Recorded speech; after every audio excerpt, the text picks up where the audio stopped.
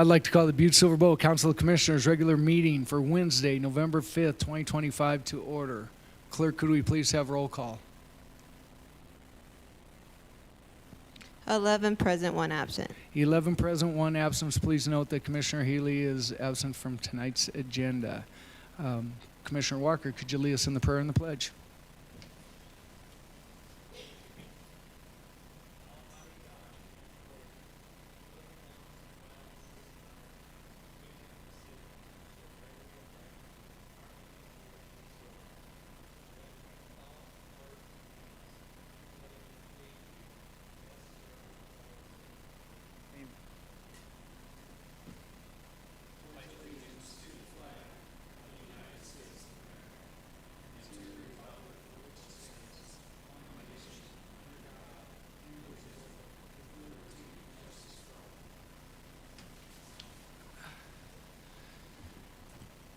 Next, we'll move on to any public comment on any item on tonight's agenda. If you'd like to speak on any item on tonight's agenda, please come forward, state your name, address, and the item that you would like to speak about.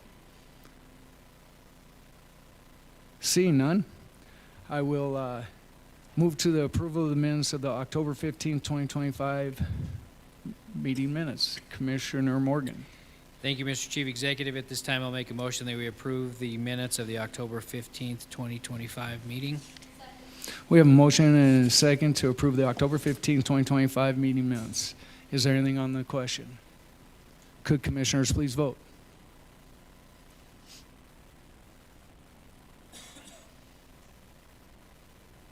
And would anyone like to change their vote?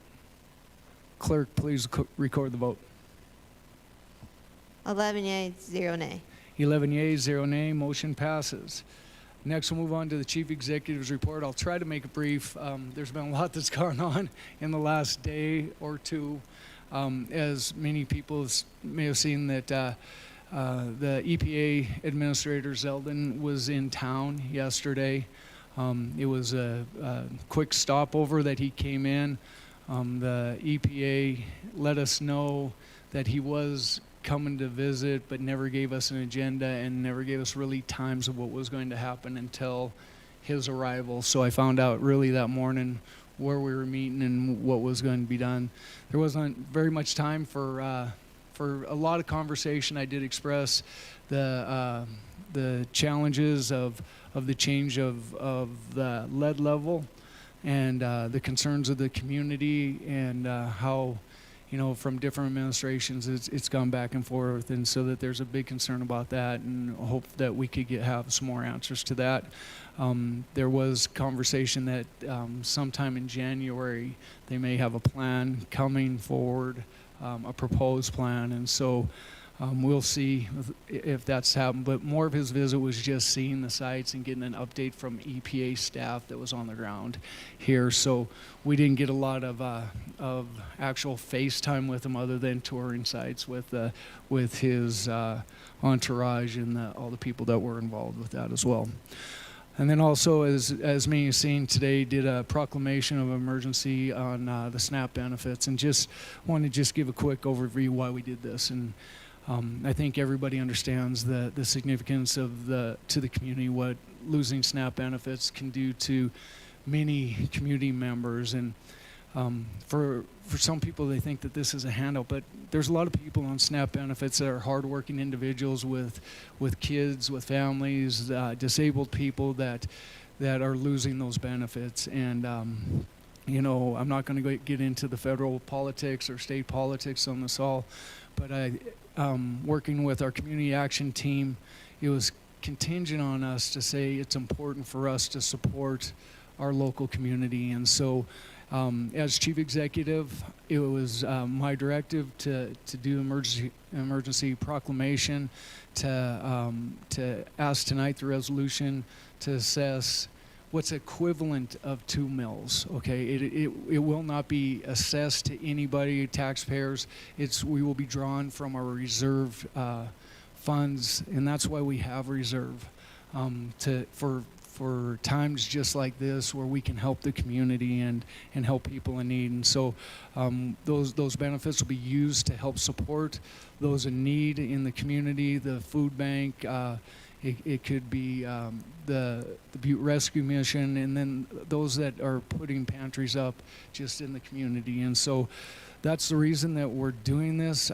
It's something that Butte always does. I think Butte's going to come out and support whether, local government did this, but I thought it was important that local government took the lead and said it's important to us and our community to do this. And so that was why I took the action that I did today. So with that, I know we have a long agenda. So we're going to move forward, and we're going to go through section 1, bid openings, public hearings, and then after we get through that section 1, we are going to move section 3 ahead of section 1. Oh, we have one item not addressed on tonight's agenda that I just talked about. Commissioner Morgan. Thank you, Mr. Chief Executive. On the section of items not addressed on the agenda, due to what you just stated, in accordance with the provisions of Rule 6 of the Rules of Order of the Council of Commissioners of the City and County of Butte-Silver Bow, State of Montana, the council hereby finds an emergency condition exists which requires that the council rules be suspended to allow for resolution number 2025-67 to be added to tonight's agenda.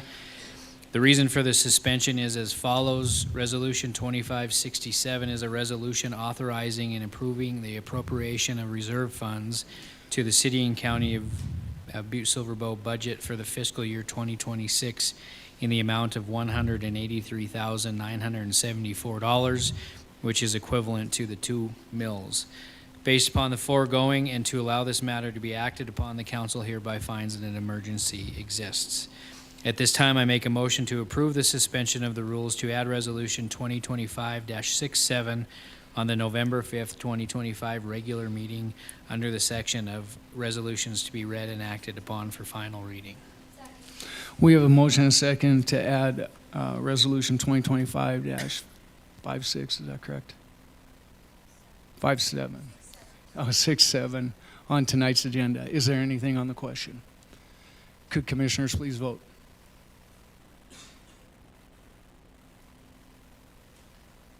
And would anyone like to change their vote? Clerk, please record the vote. 11 yeas, 0 nay. 11 yeas, 0 nay. Motion passes. Moving on to bid openings. We have one, communication number 2025-500, Angie Mulligan, Public Works and Budget Manager, requesting Council of Commissioners to reschedule a bid opening on November 5th, 2025 for the Silver Lake Industrial Water System Improvements Project. And with this, do we have, we're going to move it. So do I send to you, Commissioner Morgan? This will be moved to November 19th, on the November 19th agenda. So moving on to public hearings, communication number 2025-494, Zach Osborne, Butte-Silver Bow Fire Chief, requesting Council of Commissioners authorization to schedule a public hearing for November 5th, 2025 for the purpose of amending fiscal year 2025-2026 fire department budget to allow for increased expenditures of unanticipated revenue. Fire Chief Osborne. Hello, Zach Osborne, Director of Fire Services, Chief Executive, members of the council. I'm here tonight, like JP said, to authorize a scheduled public hearing for the purpose of amending the budget to allow an increased expenditure of unanticipated revenue. That unanticipated revenue, as you guys found out a couple weeks ago, was from a FEMA Assistance to Firefighters grant award that we received for the amount of $545,454.54 for the replacement of SCBA's self-contained breathing apparatus for our fire department. Thank you, Fire Director Osborne. County Attorney Enroth, do we have proof of publication? And we could do it for both of these. Chief Executive Gallagher, yes, we have proof of publication for both of them. Thank you. Are there any questions for commissioners before we open the public hearing? Seeing none, I'll open the public hearing. First call for proponents. Second call for proponents. Third and final call for proponents. Freddie Frost, 2000 Roberts Avenue, I am a proponent of this. Thank you. Thank you, Reddy. Last call for proponents. First call for opponents. Second call for opponents. Third and final call for opponents. We'll close the public hearing. Next, we'll move on to item number 3, communication number 2025-503. Angie Mulligan, Public Works Budget Manager, requesting Council Commissioners authorization to schedule a public hearing for November 5th for the sole source of the Sulfur replacement parts through the Falcon Environmental, the only dealer in Montana. Director Neary. Thank you, Chief Executive Gallagher, Commissioners. We have a blower motor, variable speed drive that we need for a blower motor at the wastewater treatment plant. We're recommending sole sourcing because Sulfur and Falcon are the only distributors that we can get the drive from with the right programming. And that's the whole reason for the public hearing and our asking of the sole source. Thank you, Director Neary. Are there any questions of commissioners? Seeing none, I'll open the public hearing. First call for proponents.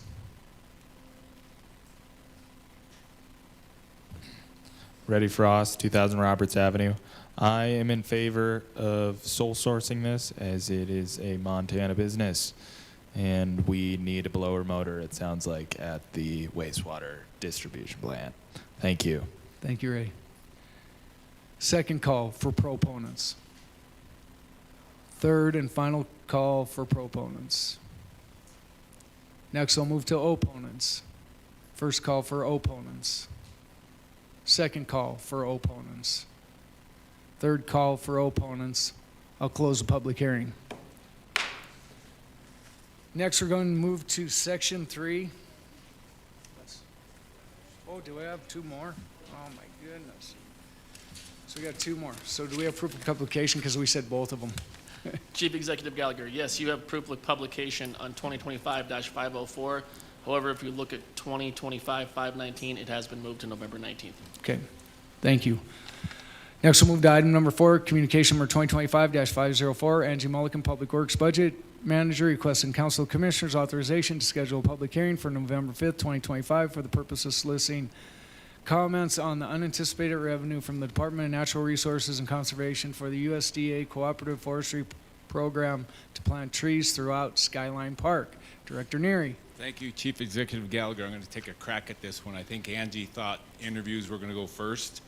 But this is from the Department of Natural Resources, a grant for $7,510, with a match of $2,503 that we're asking, I guess asking for public comment on it. The $2,503, I believe, comes from the Parks and Rec Department. Okay. Thank you, Director Neary. Are there any questions of commissioners? Seeing none, I'll open the public hearing. First call for proponents. Reddy Frost, 2000 Roberts Avenue. I am a proponent of planting more trees. Thank you. Thank you, Reddy. Second call for proponents.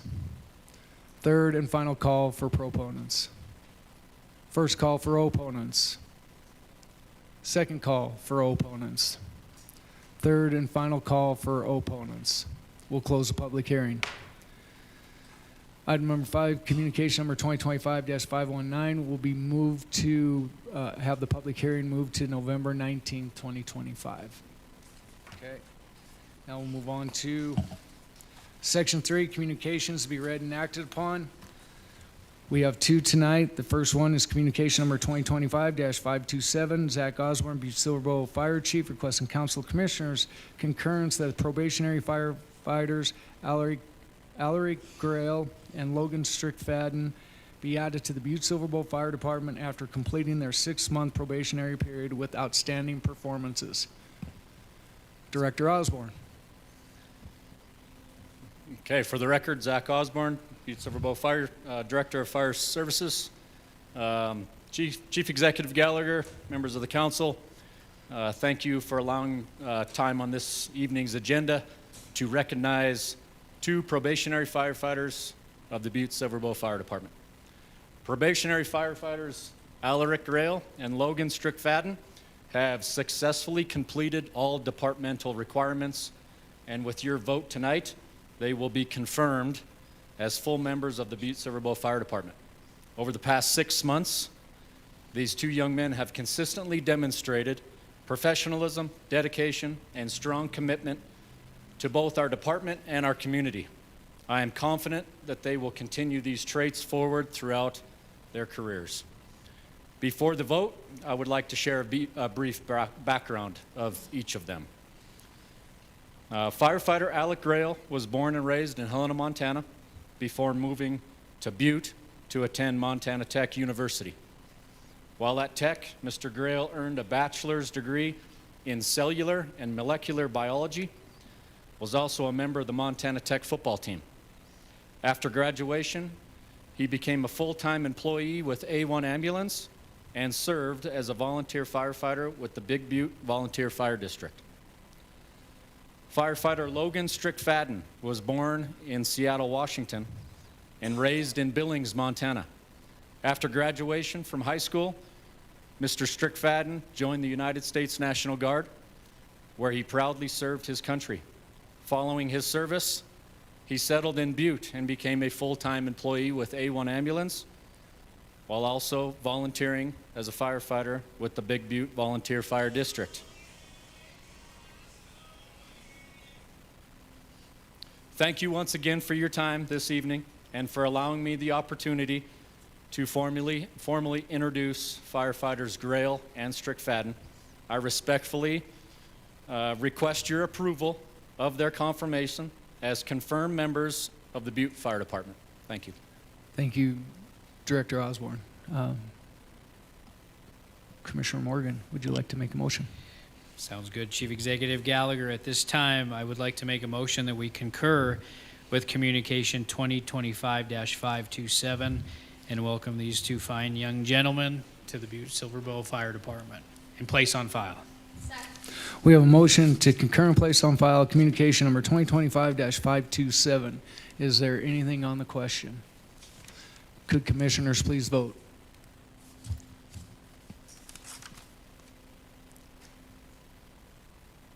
And would anyone like to change their vote? Clerk, please record the vote. 11 yeas, 0 nay. 11 yeas, 0 nay. Motion passes. Congratulations, gentlemen, and welcome.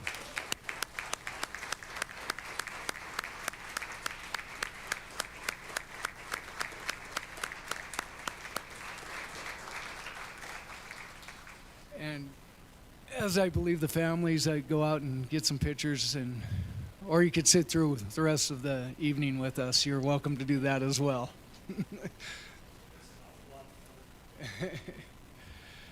All right. Moving to item number 2 out of section 3, communication number 2025-541, John Morgan, Council Chairman, District 1, informing Council of Commissioners that pursuant to communication number 2025-516, I would like to request time on the November 5th, 2025 regular meeting to conduct interviews for the interim coroner to serve until the conclusion of the November 2026 general election. Commissioner Morgan. Thank you, Mr. Chief Executive. I believe we'll just kind of go through the process here, and then after we get through that, we'll just ask the candidates to please go into the hallway and wait your turn as we call your name to come up and answer some questions. So the way that this will work, based on the list that I have been forwarded from the Human Resource Director, it looks like there's about 13 people on the list that we'll be going through and interviewing. I'm unaware if all 13 are here, and so what I'll do is I will just start out at the very top of this, which is in alphabetical order, and just go through and call the individuals' names to come up and interview. This commission has 5 questions that we'll be asking the same candidates. I will be asking the questions to all of the candidates, and then the commissioners can take their notes as the candidate does answer the questions. These questions, I believe, would be kept And, you know, if you write any notes down on the interview, would be going to the HR department to go into the file so that that documentation is maintained. So at the end of this interview process, I would ask that the commissioners use their ballot that was provided to them to enter their top 2 candidate choices out of the 13, and then we will have our council secretary tally the vote with the clerk, and then the 2 top candidates ranked 1 and 2 will then move on to the final selection, and of that the commissioners will select their number 1 candidate based on those 2 people. And then after that point, we would make a motion that we would appoint that candidate as the interim coroner until the votes are canvassed in the completion of the November 2026 election. So in theory, this position the interim would be there until the middle of November-ish, and then the person that won't have won the election will step in at that point moving forward, okay? If you haven't been interviewed or you haven't answered the questions, I would ask that you leave the room. After you have answered the questions and have been interviewed, you are more than able to stay in the council chambers and listen to the rest of them if you so choose to. So, do any of the commissioners have any questions before we start? Okay. Okay, ready to go. So, seeing none, Mr. Chief Executive, I would first call Kimberly Beers, if they would please stay in the room to answer these questions. If you are a candidate and you're not Kimberly, would you please exit the room at this time?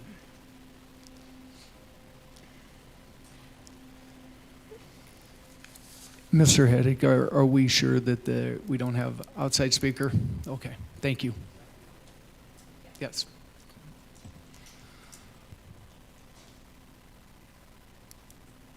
Yep. So there you go. And then just pull that closer to you, Kimberly. There you go. Thank you. Kimberly, welcome to the Council of Commissioners meeting, and thank you for your interest in this position. I am going to just ask you questions. I can't answer them for you, but I'll ask the questions for you. And then if you need me to repeat any of it, please let me know, okay?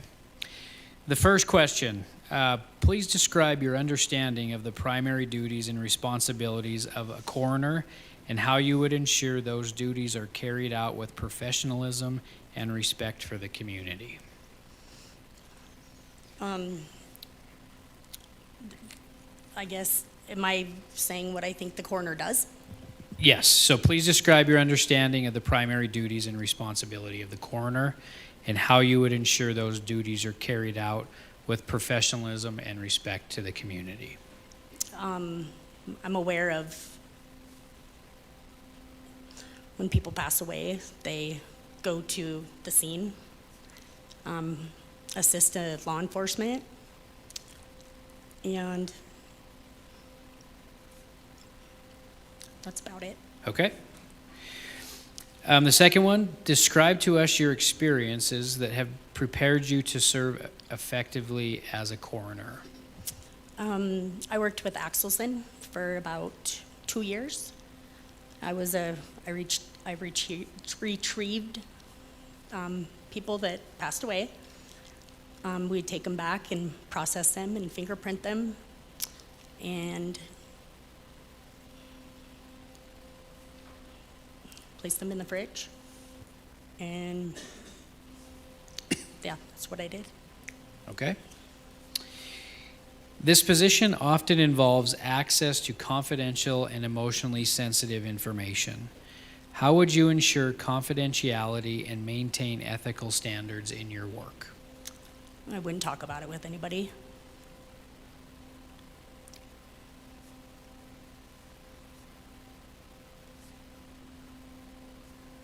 Okay. If appointed, how would you ensure compliance with the statutory training and continuing education requirements outlined in Montana law, and how would you balance that with the demands of the office? I would follow all policies and procedures with compassion, confidentiality.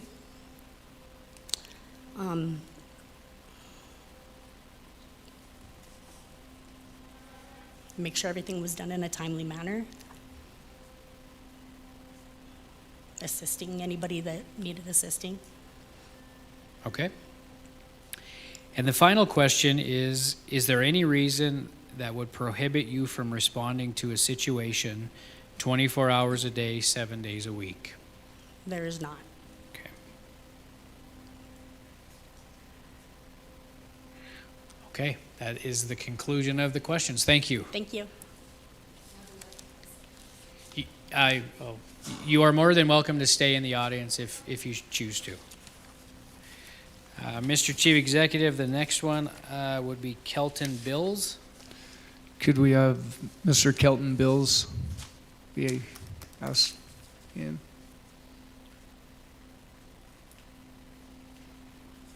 Just come right there. Welcome, Mr. Bills. Welcome, Mr. Bills. Thank you for your interest in this position. We'll go through and start. I'll ask you the questions, and then you can respond. And then as you finish, we will just move on to the next one. If you need me to repeat anything, please just ask. Okay? First question. Excuse me. Please describe your understanding of the primary duties and responsibilities of a coroner and how you would ensure those duties are carried out with professionalism and respect for the community. My understanding is that you would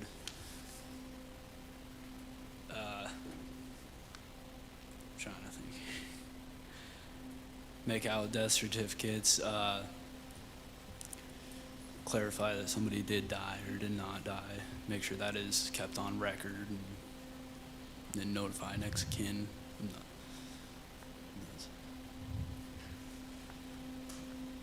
Okay, thank you. Second question. Describe to us your experiences that have prepared you to serve effectively as a coroner.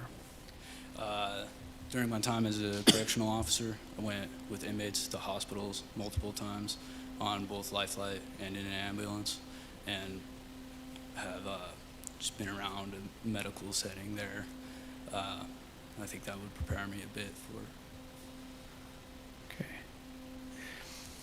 Okay. Third question. This position often involves access to confidential and emotionally sensitive information. How would you ensure confidentiality and maintain ethical standards in your work? You just don't talk about it with anyone outside of work. I mean, even inside of work, there's some things you can't talk about with other people. Okay. Fourth question. If appointed, how would you ensure compliance with the statutory training and continuing education requirements outlined in Montana law? And how would you balance that with the demands of the office? Mr. Bills, can I have you pull the microphone closer to you? Yes, sir. Sorry. Let me restate that question for you. If appointed, how would you ensure compliance with the statutory training and continuing education requirements outlined in Montana law, and how would you balance that with the demands of the office?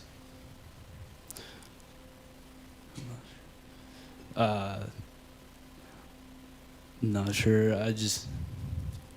I'd be able to be here every day while training at the same time and continue to carry out my job duties while completing any necessary training.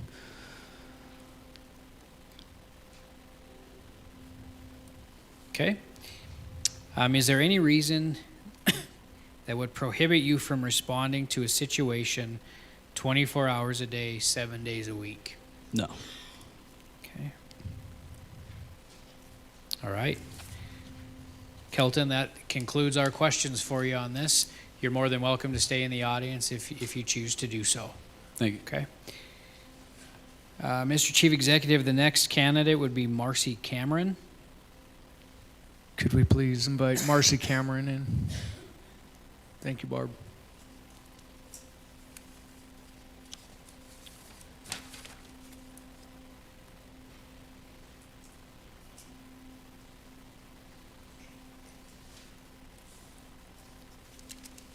Welcome, Ms. Cameron. Hello, Ms. Cameron. Thank you for your interest in this position. I'm going to go through and ask you a series of questions. If you need me to repeat any of the questions, please just ask. First question, please describe your understanding of the primary duties and responsibilities of a coroner and how you would ensure those duties are carried out with professionalism and respect for the community. I've been acting as a deputy coroner since 1998. I feel like I have a very strong understanding of the duties of the coroner's office. The deputy acts as the coroner when the coroner's not on duty. I work closely with the community, and I've seen firsthand how to do it, how not to do it. I feel like I can help to correct the situation the way it feels like it is right now by bringing some more transparency to the coroner's office, by answering a lot of the questions up front simply by FAQ on our website so that people aren't wondering. So it's not such a mystery to the community what happens when we come to your house or when we respond to a scene. And, you know, will you get a death, you know, when will you get your death certificate, how we determine a cause of death, will you get an autopsy report? And just by more communication with these folks will, I think, help to alleviate a lot of the misunderstanding and confusion and mystery surrounding this office. I've attended numerous, every 2 years since 1998, I've gone to training. Different trainings, disaster trainings. I responded to all of the plane wrecks. At one point, it was more plane wrecks than car wrecks for me, which I was starting to feel like we're the Bermuda Triangle of Montana. I feel like I've got a really strong grip on what the coroner's office is and what it could be for Butte, and what I can make of it. Okay, thank you. Describe to us your experiences that have prepared you to serve effectively as coroner. I kind of feel like I just did. With the exception of 2 years, really, I've been, I started out, I wanted to work at the crime lab in Missoula. I have a degree in chemistry. I found out a little bit too late that my degree is mostly in metals, thanks to tech, and that doesn't help me out in Missoula. But I basically bugged Lee to let me be a deputy, and finally wore him down. And things happen, life happens, and I ended up pursuing a different career with my chemistry degree and just continued with the coroner's office. And I don't know, I don't want to say that I enjoy it, but it's something that I'm good at.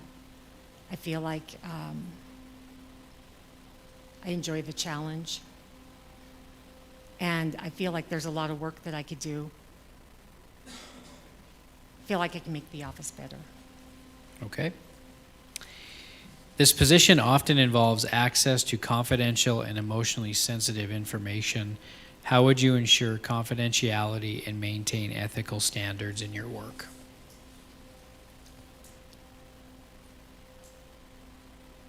There's a lot of training that goes into that, and this has changed a lot in the last couple of years.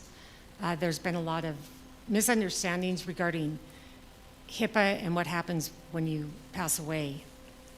So there's some gray areas for sure. And basically, as I've learned more, I share it with all of the deputies, ask a lot of questions still with our coroner liaison in Missoula. And I encourage all of the deputies to ask questions about that. Our our MDI log system is very secure, so I don't worry about anything getting breached that way. Any of our medical records that are transferred to us are all done electronically through that system. I know that there's a lot of sensitive information. Most of that goes through the county attorney whenever somebody needs their records released. And the laws are pretty strict about who gets that information. And if there's a question, turn that over to him. Okay. If appointed, how would you ensure compliance with the statutory training and continuing education requirements excuse me, outlined in Montana law, and how would you balance that with the demands of the office? That's pretty easy. The training can be uploaded into the Post website and be tracked through Post. And it should be, because nobody else keeps track of it, as it turns out. I ended up having to take my 40-hour training over again because I guess I thought Lee was keeping track of it, and he wasn't. I've got most of my training. I made copies myself. So now at this point, you can upload all of the training as you take it into Post. You can check it any time to see who needs what and when. So I feel like that has turned into kind of a non-issue and is fairly easy to track. Okay. Is there any reason that would prohibit you from responding to a situation 24 hours a day, 7 days a week? No. I've already worked that out with the health department. Everybody's fine with that. Okay. That concludes the questions that we have for you. Thank you very Thank much you. for your time. Please feel free to stay in the audience if you choose to do so. Thank you for the opportunity. Thank you. Mr. Chief Executive, the next candidate would be Kaylee Casebolt. Kaylee Casebolt.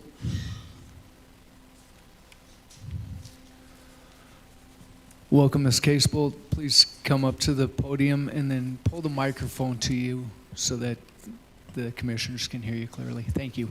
Can you hear me okay? Yeah. Welcome, Kaylee, to the Council of Commissioners meeting.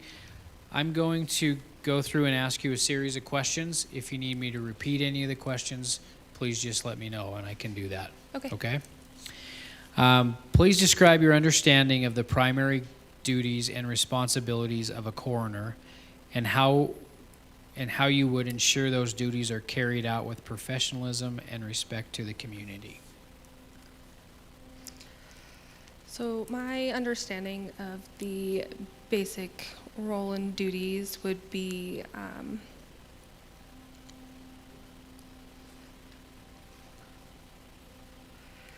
sorry, I got a little flushed for a second.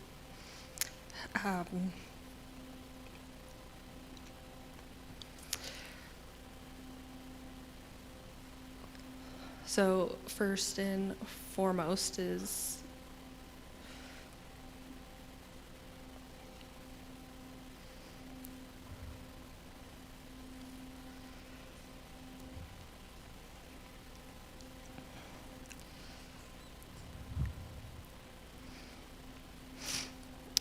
making sure that everybody is treated respectfully and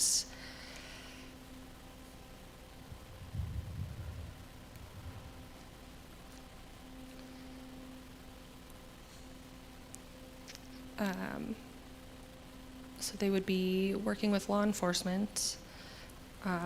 They would be called out on questionable circumstances and asking questions to, I guess, investigate and look into how and why a certain deaths occurred, and then filing the reports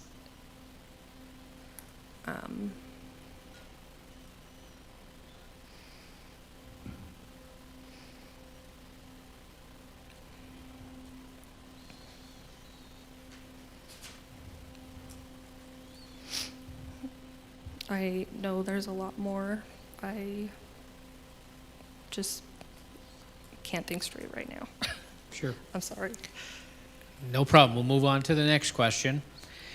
Describe to us your experiences that have prepared you to serve effectively as coroner. So the last few years, I've worked for the Department of Child and Family Services as a child protection specialist. So that role entailed a lot of different duties that I just had to do. So there was a lot of legal and investigating in that aspect. I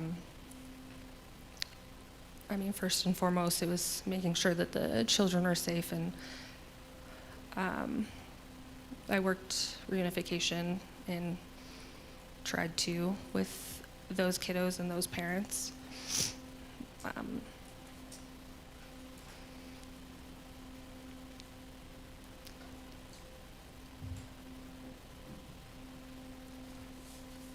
I think a lot of the skills are similar. So just like the time management piece, the having a lot on your plate, and then having something urgent come up and needing to pivot. I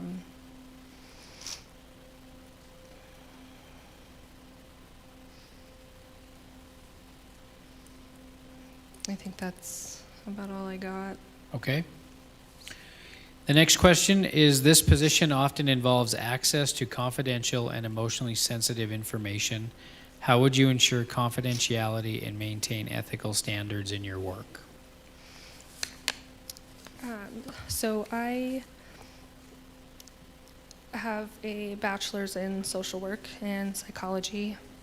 I am currently in graduate school for my master's. And one of the basic core rules is on ethics and confidentiality.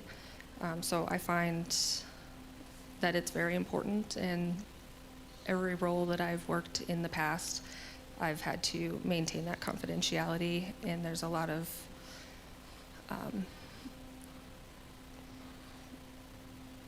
there's just a lot of stuff that only certain people need to know, and then I think it was mostly just like health information that I had to deal with at Child and Family Services. But yeah. Okay. If appointed, how would you ensure compliance with the statutory training and continuing education requirements outlined in Montana law? And how would you balance that with the demands of the office? Well, first I would just need to know and understand just what those requirements are. And I appreciate the opportunity of serving the community more. And I really hold a high value for education and continuing to learn, and so I would make sure to get it done as best as I could with what the job was demanding at the time, and just have to prioritize and use those time management skills. Okay. And the final question, is there any reason that would prohibit you from responding to a situation 24 hours a day, 7 days a week? No. Okay. All right. Thank you for your time, and that concludes the questions for you. Please feel free to stay in the audience if you decide, or if you choose to. Okay, thank you. Thank you for your time. Next candidate, Mr. Chief Executive, would be Bonnie Kaufman. Please invite in Bonnie Kaufman. No Bonnie Kaufman. Okay. Bonnie Kaufman is no show? Not here. Nope. Okay.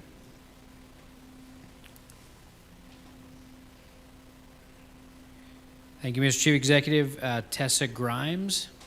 Tessa Grimes.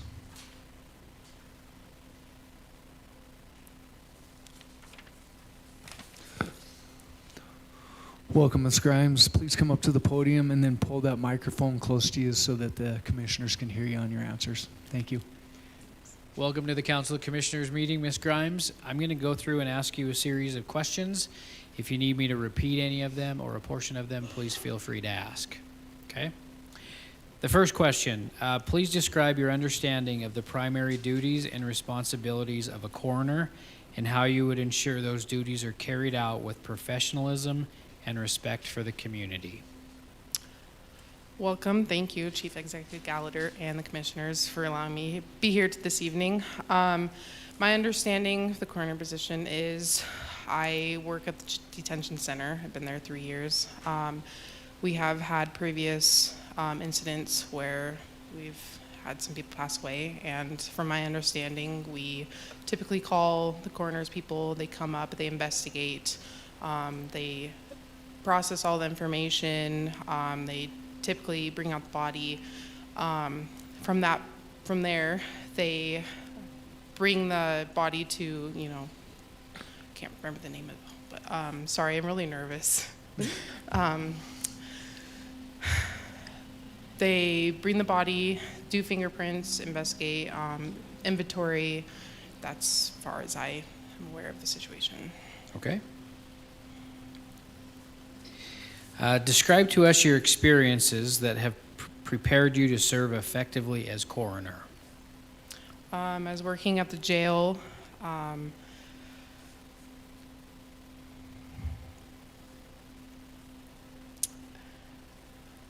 Can you repeat that, please? You bet. Describe to us your experiences that have prepared you to serve effectively as coroner. My experiences, working at the jail, I've dealt with these type of situations. It's devastating, it's frightening, it's a lot of information, there's a lot of paperwork. I do know, like I said, there is a lot of information to pertain with this whole process. Okay. This position often involves access to confidential and emotionally sensitive information. How would you ensure confidentiality and maintain ethical standards in your work? HIPAA, policy and procedures, always abide by those.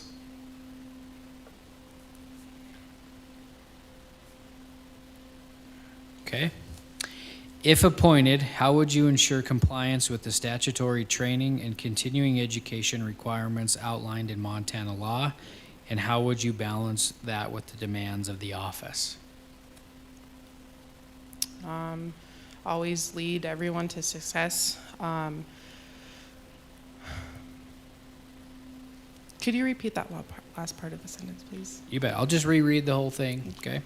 If appointed, how would you ensure compliance with the statutory training and continuing education requirements outlined in Montana law? And how would you balance that with the demands of the office?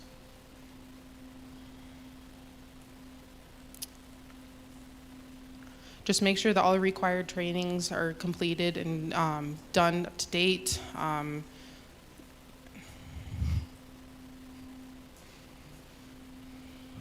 Okay. Yeah.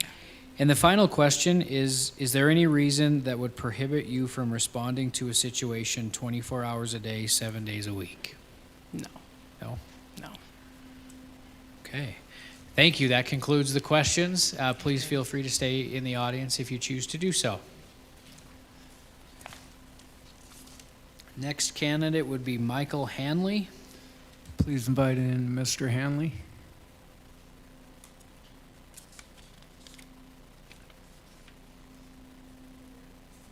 No Michael Hanley. There's no Michael Hanley. Okay. Next one would be Kellyanne Hoven.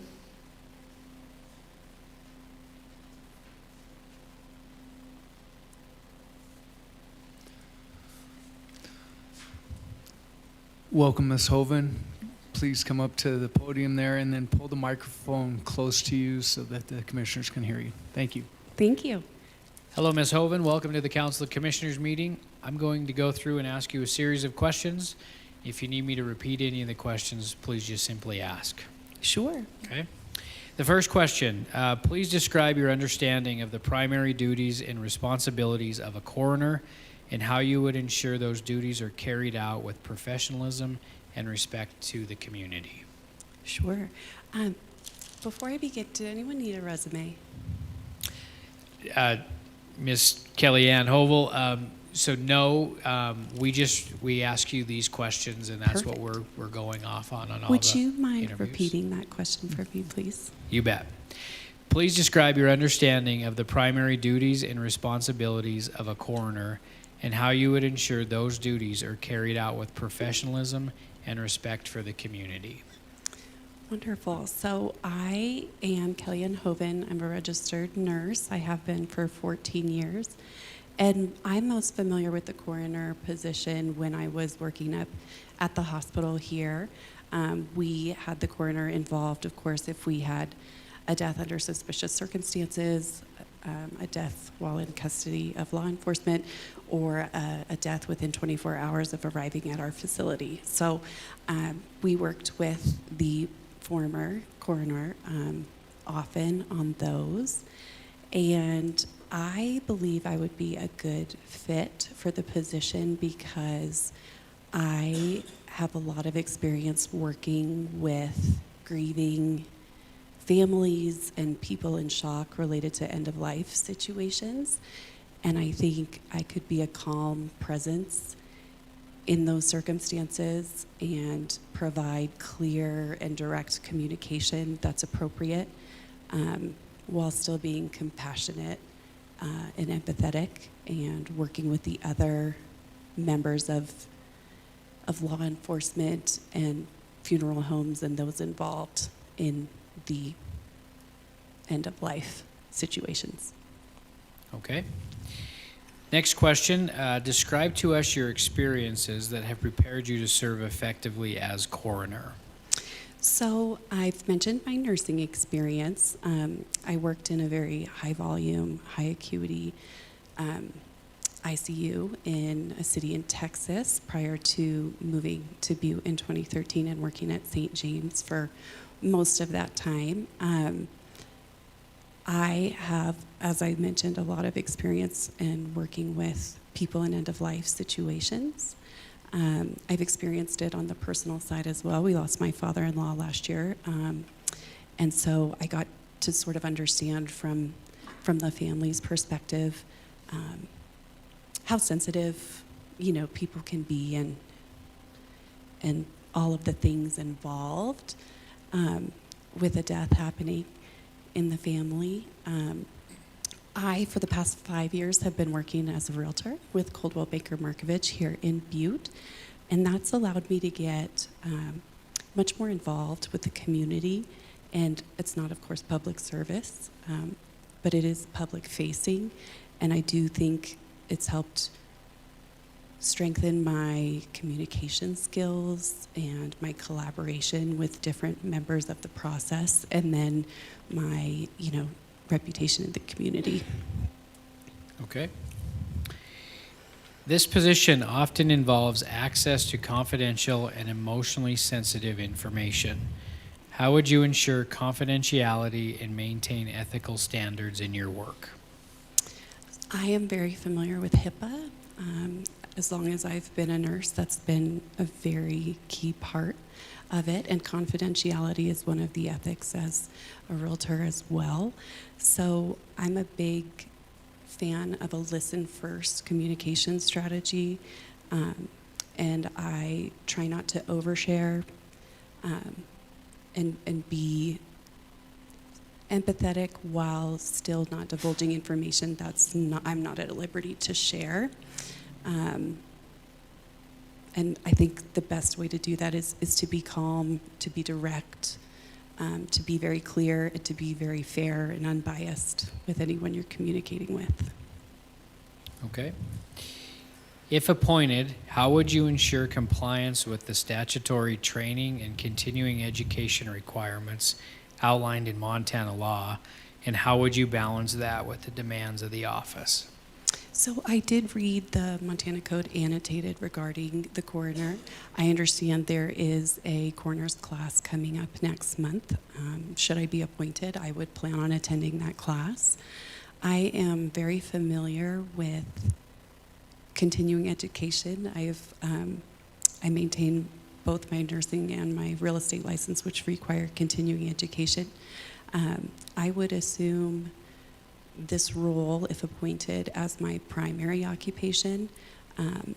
And I like being part of an office and meeting with, other people and being out and about. So I think I would do well. Okay. Final question. Is there any reason that would prohibit you from responding to a situation 24 hours a day, 7 days a week? No, I actually, I was a flight nurse, and we worked 24-hour shifts. We were obviously on call. We had a 3-minute response time until we were supposed to be in the helicopter taking off. So, very familiar with being on call. My last position at the hospital, I took call.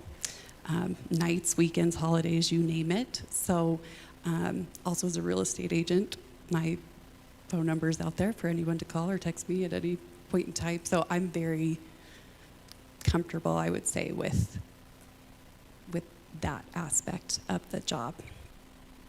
Okay. Thank you. That concludes all the questions that we have. Please feel free to stay in the audience if you choose to do so. Thank you. Thank you.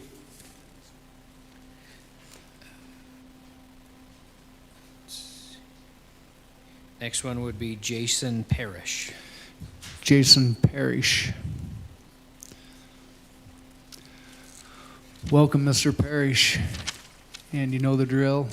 Come to the podium, keep the mic close to you so everyone can hear you. Welcome, Mr. Parrish, to the Council of Commissioners meeting. I'm going to go through and ask you a series of questions. If you need me to repeat any of them or a portion of them, please just simply ask and I will do so. The first question, please describe your understanding of the primary duties and responsibilities of a coroner and how you would ensure those duties are carried out with professionalism and respect for the community. Mr. Chief Executive, Chairman Morgan, members of the Council of Commissioners. First of all, I'd want to thank you for giving me the opportunity to interview for this position. The responsibilities and duties of a coroner in the state of Montana is, of course, medico-legal death investigation. We're to inquire into the cause, manner, and circumstances of the human deaths, all human deaths that occur in our jurisdiction in accordance with Montana Code Annotated, and establish the identity of the decedents. The status in which we have to investigate would be unattended deaths, unwitnessed deaths, deaths of a suspicious nature, anything that is criminal or suspected criminal, suicides, of course, and fetal deaths, deaths that occur within incarceration, with individuals in custody or being placed in custody.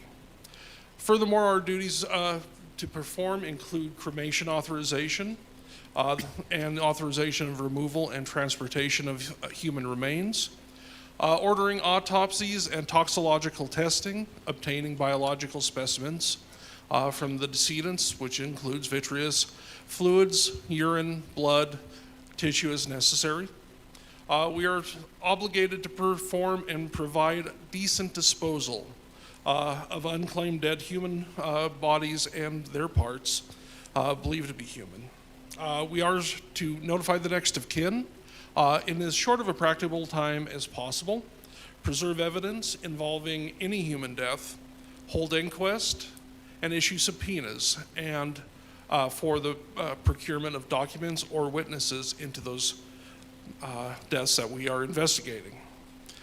It is a position that requires a lot of empathy, and it requires respect for the families, for the decedents, for the human remains, We have to respect the individuals. Doesn't matter what their walk of life is, doesn't matter if you agree with their lifestyles or not. We're there to provide a proper, thorough, and supportive investigation for legal purposes and for the welfare of the families who are being left behind. Okay. Describe to us your experiences that have prepared you to serve effectively as coroner. Chief Executive, Chairman Morgan, members of the council, I have a varied background in emergency medicine. I started out in the early 90s as an EMT and later as a paramedic. After that, I decided to join the United States Army, where I went through 68 Whiskey MOS school, which is combat medic, and this is during the time about 2001, September 2001 to be precise, and at that point in time, it was a little of an upset in the world. I was given the opportunity to expand my knowledge and my horizons by going to 92 Mike training, which is funeral affairs, also known as mortuary affairs training. In the Army, I spent time investigating and repatriating human remains of service members. I also worked in cataloging, organizing, and detailing mass graves. Beyond that, I have attended the 40-hour Montana Coroner's Basic Course, and in my copious spare time, I've been working through the Department of Justice criminal lab advanced coroner courses that they make available to us. Okay. This position often involves access to confidential and emotionally sensitive information. How would you ensure confidentiality and maintain ethical standards in your work? Chief Executive, council members, I would make certain that we maintain a very tight control of personal information, PII. I would work with the IT department on staff to make sure that any of our files are in encrypted and isolated folders on the network system. From a personal standpoint, there would have to be a tight chain of custody of all materials, utilizing secure communication devices and cameras for photographic evidence, making sure that if you are operating in the MDI system, which is our logging program, that we are not being viewed from the sides, make sure there's nobody witnessing the photographs, the documentation, and the paperwork that's available. Maintaining personal effects to include identifying objects, ID cards, etc., under lock and key when they are not being utilized in an evidentiary capacity, and to maintain a standard operating procedure for all coroners in the department that is regularly tested on and regularly trained on to maintain the utmost of privacy and respect for the families and the decedents. Okay. If appointed, how would you ensure compliance with the statutory training and continuing education requirements outlined in Montana law, and how would you balance that with the demands of the office? Currently, Montana Code Annotated requires a coroner to be certified with a 40-hour basic coroner course. I've already taken that back in June. Beyond that, every 2 years, the requirement is 16 hours of continued education credit. The Department of Justice provides great opportunities for training, both online and in person, frequently in Helena or in Bozeman.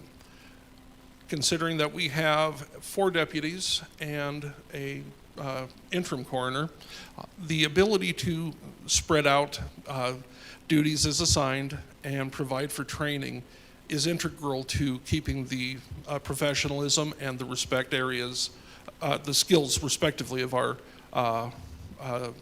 practice sharp.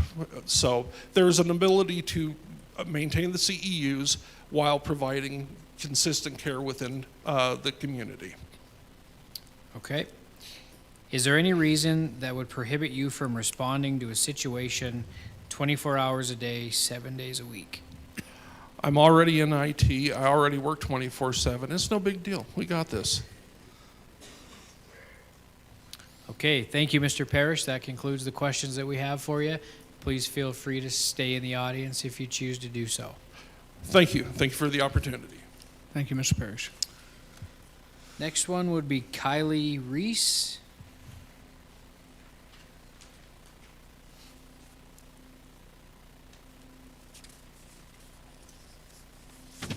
Not here. No. Okay, Kylie Reese is not here. How about Alex Michael Smith? Not here. How about Curtis Winscott?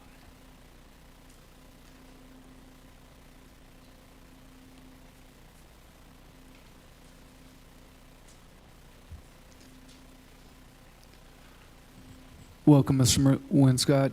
If you could come up to the podium and then you can push the button on the microphone, it'll light. You'll get the red light. There you go, and pull that microphone close to you so that the commissioners can hear you. Thank you. Mr. Winscott, welcome to the Council of Commissioners meeting. I'm going to go through and ask you a series of questions. If you need me to repeat any of the questions or any portion of them, please feel free to simply ask, and I will do that. First question, Mr. Winscott, please describe your understanding of the primary duties and responsibilities of a coroner and how you would ensure those duties are carried out with professionalism and respect for the community. Okay, I understand that the coroner is one of the main people that assists in the gathering of evidence for people that you don't know how they may have passed. You arrive on scene, you see somebody who's passed away, and you kind of help law enforcement, those who have, arrive on scene, and you assist in helping with taking them away.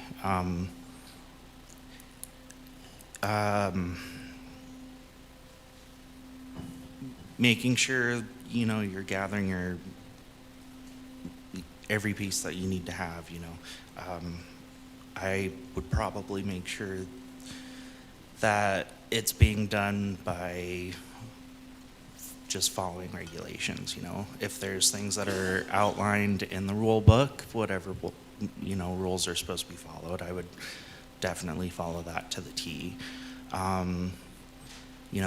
People are people, whether they're alive or dead. You treat them as if they're people. I've worked in healthcare. I've handled people as they've gone, and seeing a person pass away, a person is a person, whether or not they're there. So just knowing that even though that person may not be with us, you still handle them with the same respect that you would handle a person that is able to talk to you anyway. Okay. Describe to us your experiences that have prepared you to serve effectively as coroner. Like I said, I've worked in healthcare as a CNA for over 10 years. I've held people's hands as they've passed away. I've seen people die from cancer, kidney failure, just old age, either way. I'm not afraid of death.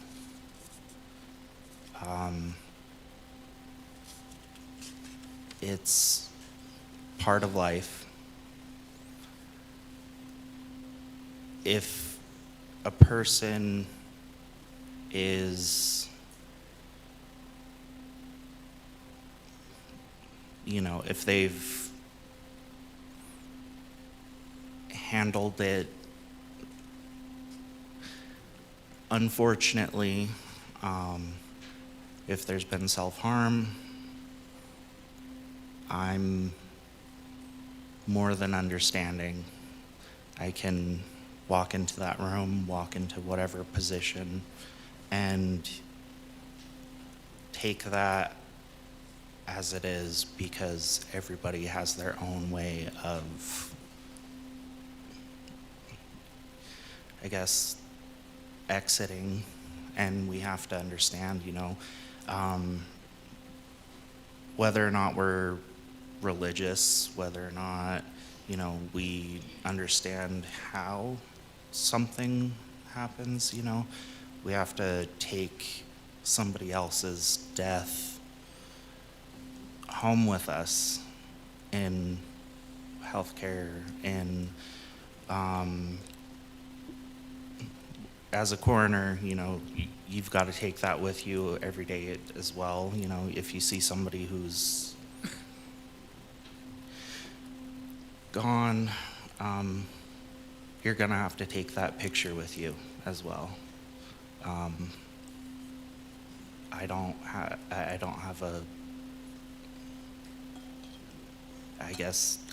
problem with that. I've got a bachelor's degree in biology as well, so I understand just kind of like the scientific processes of gathering evidence-based theories, all of that. I know how not to contaminate things. It's, I guess, more or less, I understand the different portions of this. I guess I could understand the situation, if it's a rough situation, if it's just somebody that's passed away in their house, it is what it is. Okay. This position often involves access to confidential and emotionally sensitive information. How would you ensure confidentiality and maintain ethical standards in your work? It's no different than working with like HIPAA laws. I don't know if you know what that is. You keep your mouth shut. You don't share anything unless it's with the right people at the right time. You really only share the need to know with who needs to know. Okay. Yeah. If appointed, how would you ensure compliance with the statutory training and continuing education requirements outlined in Montana law? And how would you balance that with the demands of the office?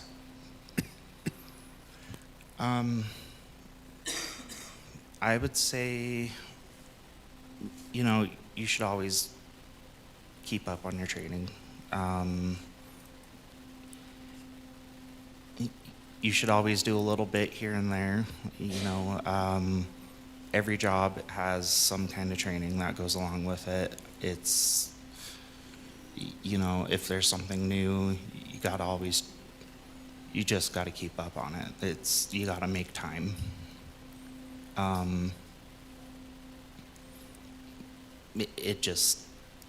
Training is training. Knowing your rules and regulations is just part of everything you do. I don't know exactly how to say that otherwise. It's just something you have to do. Okay. Is there any reason that would prohibit you from responding to a situation 24 hours a day, 7 days a week? If my dog pooped on the floor. Okay. Okay. That concludes the questions that we have to ask you. Please feel free to stay in the audience if you choose to do so. Okay. Next candidate that I have is Ramon Woods. Ramon is not here. That is all the candidates that I have on my list. Is there All right. anybody just lingering in the hallway, Barb? Okay. Okay. All right. So next, we're going to have commissioners, right? Top two. Yeah, if I can. Mr. Chief Executive, that concludes the interview list that we have for tonight's interim coroner position.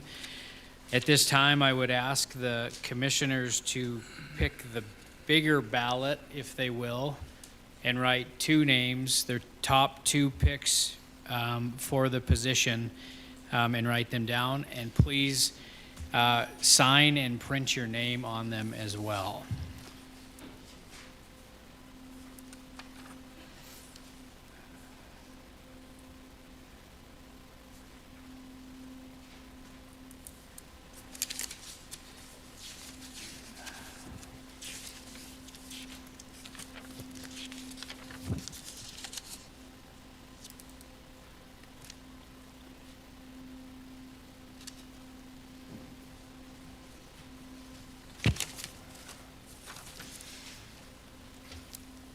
And the clerk will come around and collect your ballots.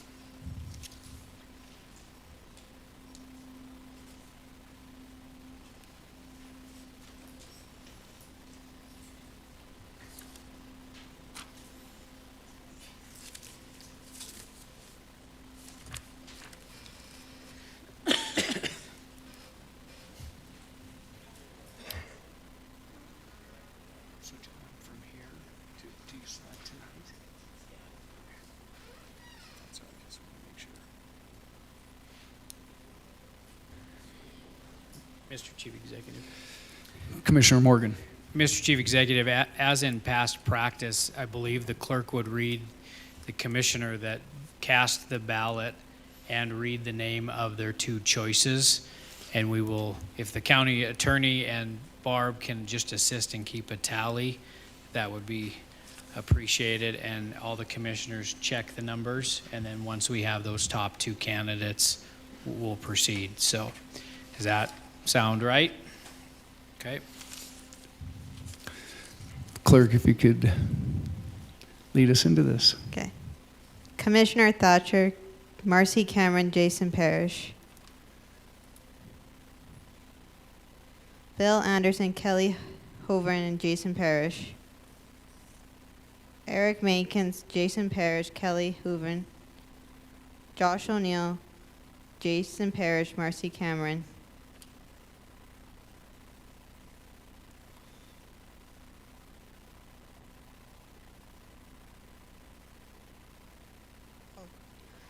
Commissioner Walker, Jason Parrish, Kelly Hovind.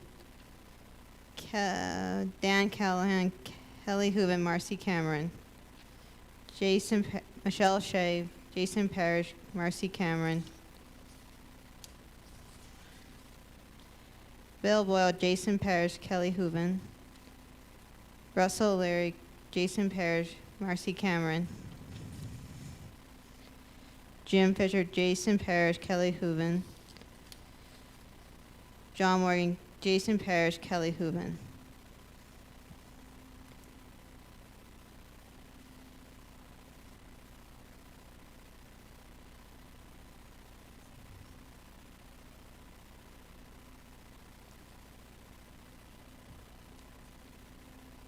Okay.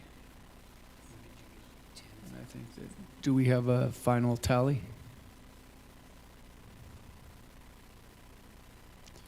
Can you give us the totals? Jason Parrish has 10 votes. Kelly Hovind has 7. And Marcy Cameron had 5. So our top two candidates are Kelly Hovind and Jason Parrish. So I want to thank all the candidates for coming and putting your name in for this important position. From that, I think we'll continue on with the two highest candidates, vote total. Correct? Commissioner Morgan. Thank you, Mr. Chief Executive. So the next round of ballot with the small sheet of paper would be between Jason Parrish and Kelly Kellyanne Hovind. Kellyanne Hovind.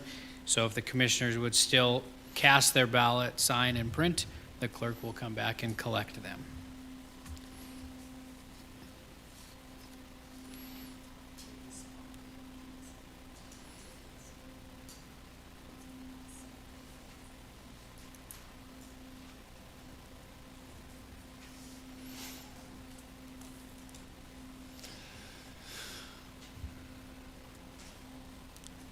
And do the commissioners need to sign them? Yes, if you would please sign and print them as well. Just so that the clerk can read the name. Oh, are they? Okay. All right.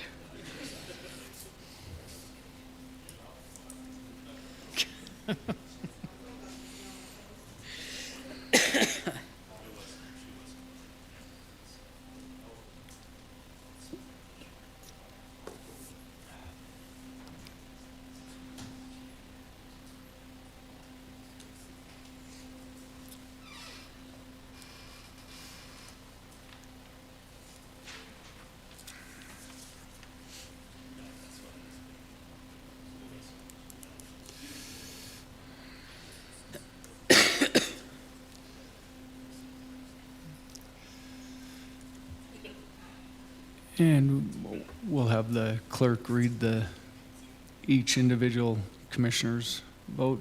Am I correct, Commissioner Morgan? Yes. Okay. Same as before. Okay.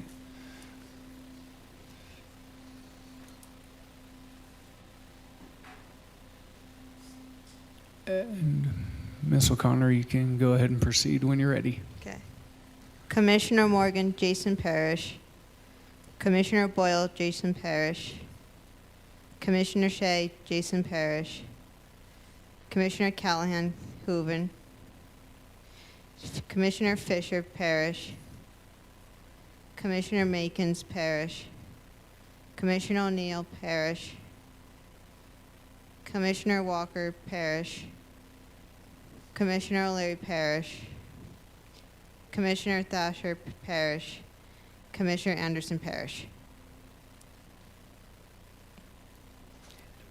So it appears that we have 10 votes on that. So the appointed position for this would be Mr. Jason Parrish. And so, again, I want to thank all of the candidates for putting the time in and you know, once again, this is an important position for us. So, Commissioner Morgan. Thank you, Mr. Chief Executive. Before I make the motion of appointing the interim coroner, I want to just publicly thank Mr. Hollis for your time and dedication to this community and for what you've done for many years of your service and for the time where we asked you to step up yet once again to come up and help this community. And you did that with not even a hesitation. And I really do personally thank you for that very much. Commissioner Morgan and commissioners, I have to second that. When we were in need of an interim coroner, I made one call, and I think there was a question of 24/7, 7 days a week, and Mr. Hollis stepped up. And so thank you very much, and I want to give you a round of applause for the work that you've done.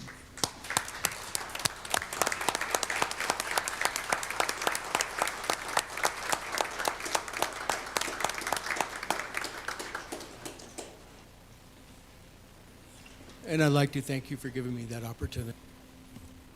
Thank you, Dan. All right, Commissioner Morgan. Thank you, Mr. Chief Executive. At this time, I would make a motion that we appoint Mr. Jason Parrish as the interim coroner for Butte-Silver Bow, and that we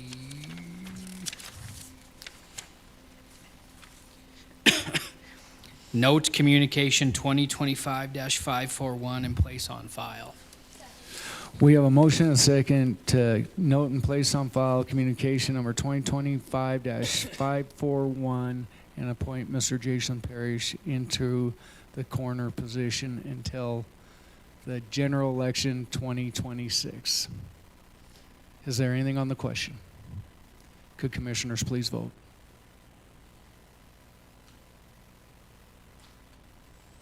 And would anyone like to change their vote? Clerk, please record the vote. 11 yea, 0 nay. 11 yeas, 0 nay. Motion passes. Congratulations, Mr. Parrish.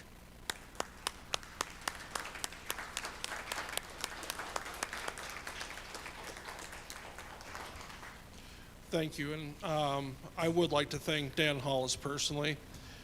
He's been a tremendous mentor and a wonderful public servant. So, thank you. Thank you, Jason. All right, moving on to Section 2 consent agenda, items A 1 through 4 and B 1 through 27. Do we have any friendly amendments and or segregation? Commissioner Shea. Thank you, Mr. Chief Executive. I would like to segregate item number 13, 2025-531. That's item number 13, 2025-531. Are there any other friendly amendments or segregations? Commissioner O'Leary. Thank you, Chief Executive. I'd like to segregate communication number 11, 2025-529. That's item number 11, communication number 2025-529. Are there any others? Commissioner Fisher and then Commissioner Morgan.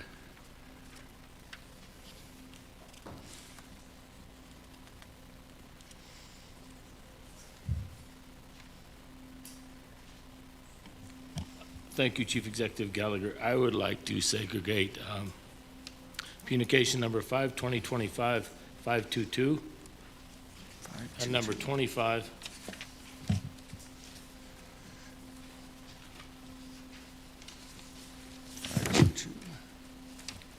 Communication number 25-2025-544. Thank you.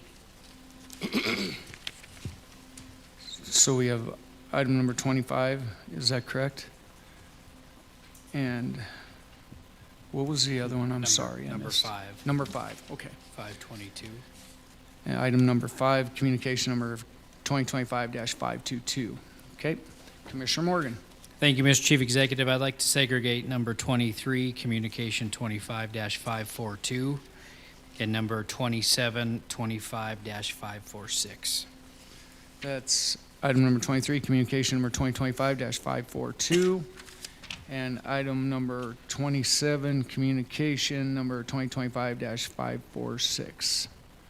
Are there any other friendly amendments and or segregations? Seeing none, Commissioner Morgan. Thank you, Mr. Chief Executive. At this time, I'd like to make a motion that we approve Section 2, the consent agenda, A, the committee reports 1 through 4, B, communications 1 through 27, with the exclusion of number 5, 25-522, number 11, 25-529, number 13, 25-531, number 23, 25-542, number 25, 25-544, and number 27, 25-546. We have a motion and a second to approve tonight's consent agenda. Is there anything on the question? Could commissioners please vote?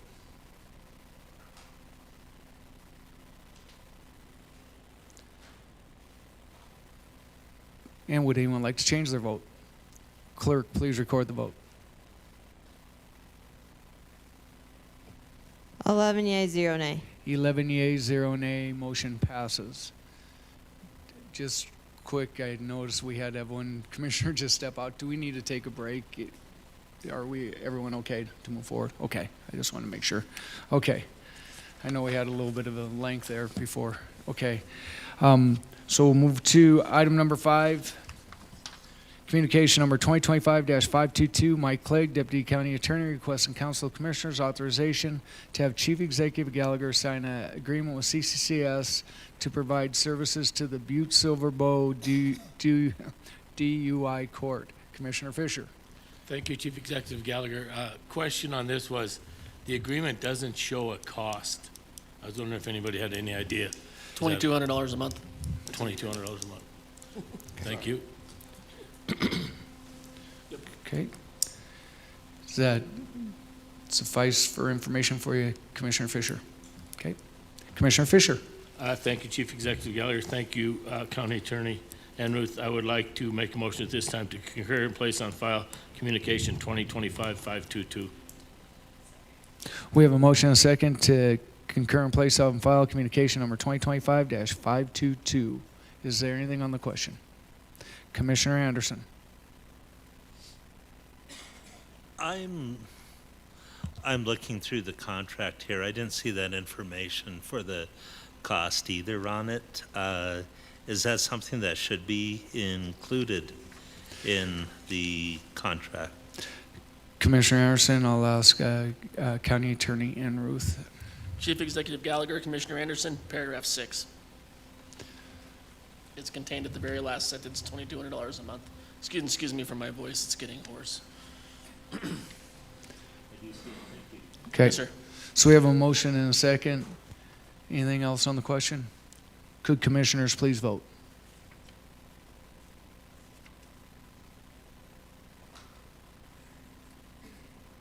And would anyone like to change their vote? Clerk, please record the vote. 11 yeas, 0 nay. 11 yeas, 0 nay. Motion passes. Moving on to item number 11, communication number 2025-529, Karen Burns, Community Development Director. I apologize. Requesting Council of Commissioners authorization to have Chief Executive Gallagher sign a development agreement approved by the Harrison Avenue South URD, HAS URD with the TFF Enterprises Monteriors. Commissioner O'Leary. Thank you, Chief Executive Gallagher. The main reason I segregated this, I had a conversation with Director Burns earlier, and it's my understanding that this particular development agreement is being done sort of after the fact, and I just wanted to allow Director Burns to talk a little bit about that, and so we can have a conversation. Thank you, Commissioner O'Leary. Director Burns, welcome.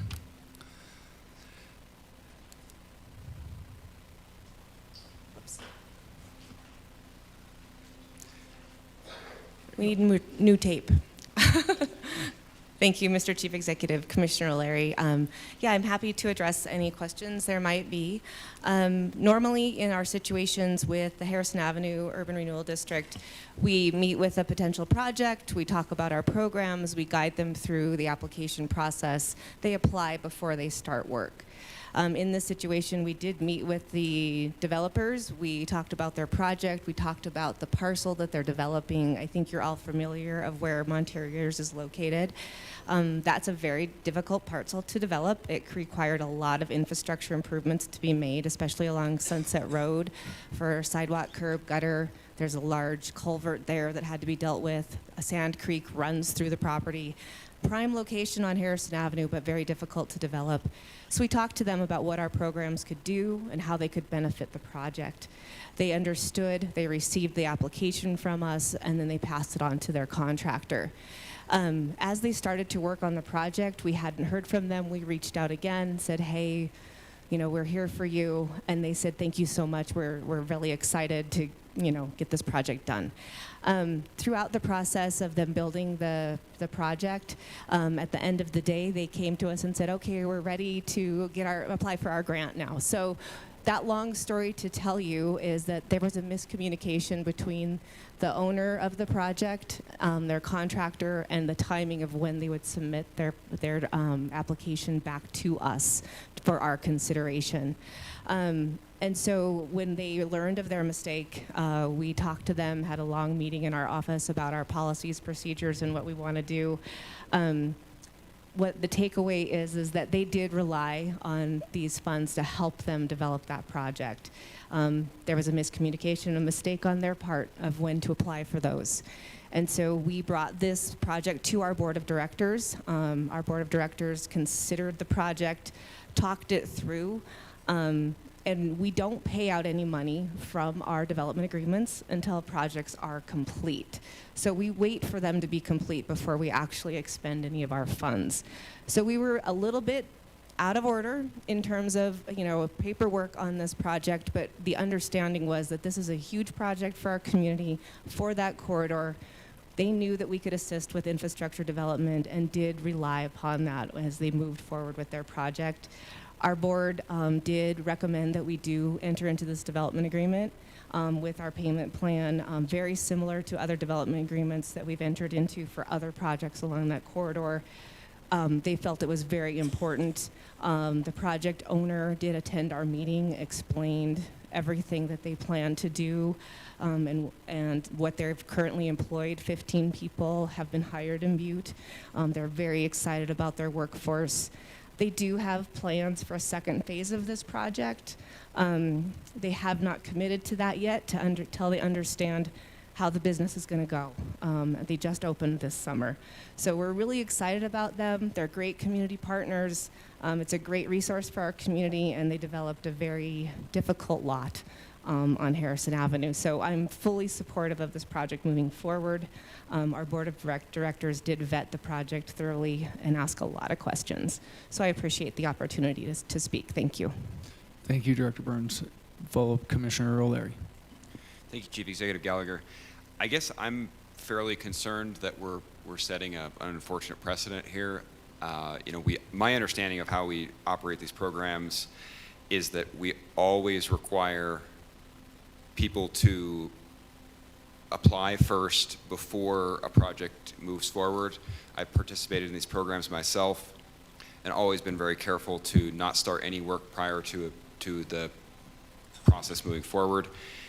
I mean, have we ever done anything like this before where somebody has come after the fact and asked for some kind of development agreement and been granted by this council? Commissioner O'Leary, Director Burns. Thank you, Chief Executive Gallagher. Commissioner O'Leary, yes, we have on a case-by-case basis. And this is something that our board was very careful to word in our minutes and in our motion, that this is not setting a precedent, that this is a one-off of our set policies. And I would also note that our policies and programs are not codified. They are adjusted by our board as they see fit and are voted upon by our board of directors, which also has agency powers under Montana state law to enter into contracts independently of this body. I was always counseled by our previous county attorney office that development agreements like this that last for years should be brought before this body. So I really appreciate the opportunity to talk about this project with this body and talk about it in the sense of how important it is. But I also want to know that it is something that we have the ability to enter into through our board and their agency powers under the Harrison Avenue Urban Renewal District. Thank you, Director Burns. Follow-up, Commissioner O'Leary. Thank you, Chief Executive. I guess the way that we've always done this in the past is, as far as I understand, is that we're using this money as an incentive program to bring businesses into our community. We just did this with Tractor Supply. That was done properly. It was done ahead of time.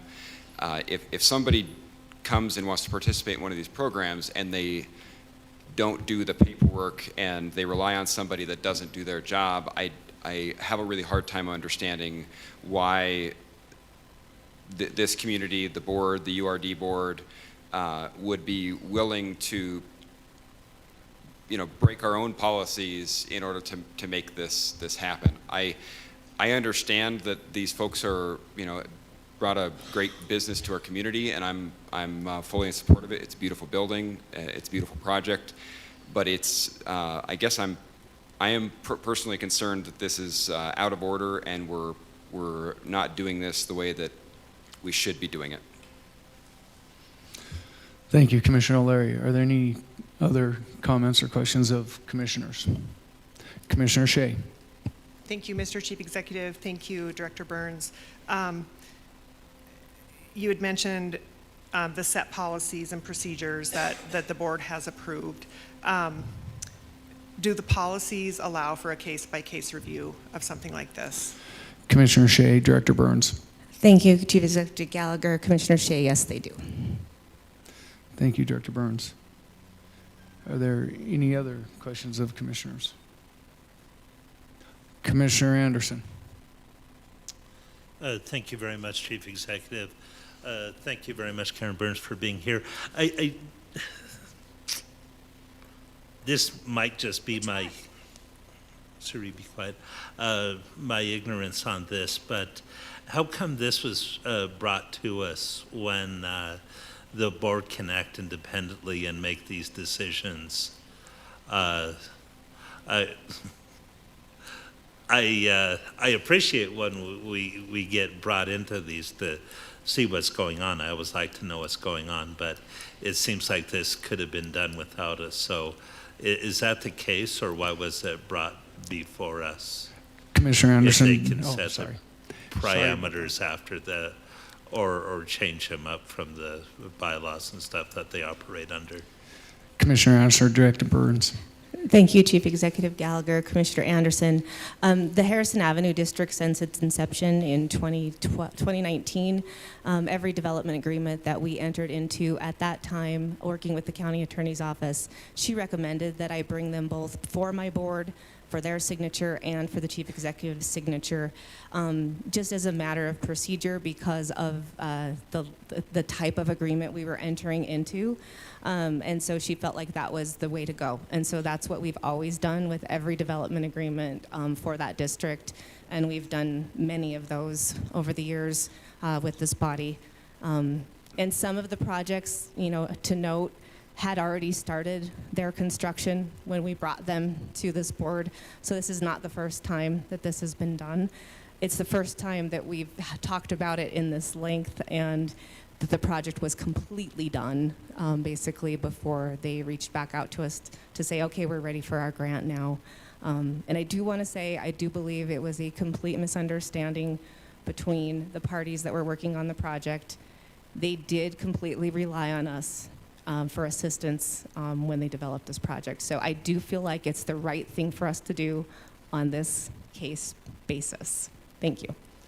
Thank you, Director Burns. Commissioner O'Neill.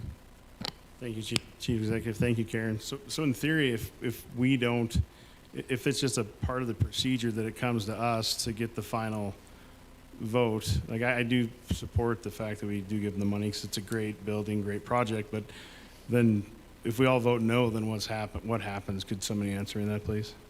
Commissioner O'Neill, Director Burns. Thank you, Chief Executive Gallagher. Commissioner O'Neill, I would say that we would honor that development agreement through our financial management and payment procedures. I can't imagine that we wouldn't, but I wouldn't want to be upside down, I guess, with my colleagues here on the council. So I hope that it passes. Follow-up, Commissioner O'Neill. Thank you, Chief Executive. So no weirdness of that, but we're just rubber stamping it then just for procedure, and that's what's frustrating for me is again, great project, think we should do the money, but repeating, we're just rubber stamping it for fun. Yeah, Commissioner O'Neill, I would say this just to kind of add into that. I think it's for information so that this body knows the projects that are going forth in the URD, the TED districts. They always come so that everybody has an understanding of what those districts are doing and the developments that are going there. So although it is, you know, as you say, it comes in here kind of as a courtesy, to do that, and then asking for the chief executive to sign on to it, but it doesn't require that. But I think it's more for information for this body. Follow-up, Commissioner Morgan. Thank you, Mr. Chief Executive.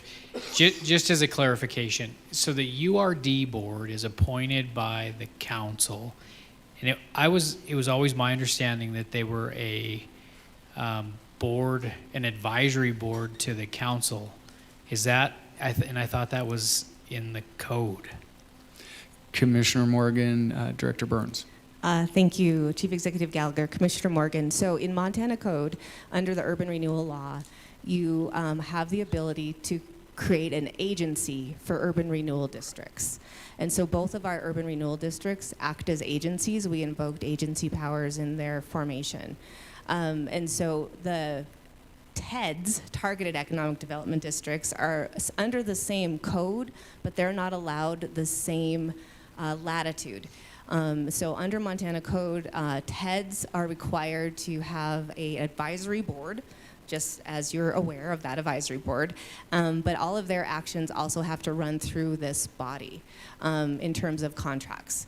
And so that is how the state law currently allows things to happen. And so that's kind of what we do. I also wanted to point out that for that URA board, when we enter into a contract for services that has to do with, let's say, the Mother Lode Theater, which is a county-owned building, or the Granite and Main Street project for construction, we brought those contracts through this body as well, because those are agreements that, you know, are for a public works kind of project. You know, it's really relatable to what needs to be on file in the clerk and recorder's office. And I think that the advice I received on these development agreements was kind of under that same auspice, and especially for financial purposes as well, that we've entered into a development agreement with an entity that we're going to be paying out over multiple years, that it is on file in the county attorney, or not county, sorry, the clerk and recorder's office, and that auditors could tie that back to a claim that was paid, that we had an agreement on file. So that's what I understand. I hope I'm not going too far out of the field here, but. Follow-up, Commissioner Morgan. Just as a follow-up on this, this really is the poster child, if you will, of the projects of why URDs work, right? I mean, you took a piece of property that had nothing on it, that was paying X amount of property tax, and you enticed somebody to come in and develop it, and there was some infrastructure changes that needed to be completed, and then that business has a building there, a land value that's increased, and so they'll be paying a higher tax than what the vacant land would be doing. It is unfortunate that this happened after the fact on that policy, but that is kind of the beauty of having the ability to look at each situation as itself. Because it does, I mean, that building is going to be contributing to that district to give the tax value, the increment, to other opportunities going forward. And so, I mean, this does work, and that's what it's doing here. Thank you, Commissioner Morgan. Commissioner O'Neill. Thank you, Chief Executive. So just to make myself sleep better at night, that I would have been, you know, voted yes prior, so why wouldn't we vote yes now with piggyback on all the wonderful things that Commissioner Morgan said, so thank you. Thank you, Commissioner O'Neill. Commissioner Fisher. Thank you, Chief Executive. Thank you, Karen. Great project. It's over a 7-year span. It's $37,500 a year, maximum of $300,000. It's come out to about $262,000. At this time, I'm going to make a motion to concur and place on file communication 2025-529.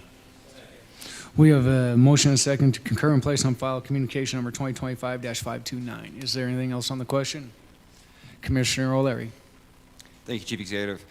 I'm going to vote no on this, but I just wanted to let the folks that are out there know why I support your project.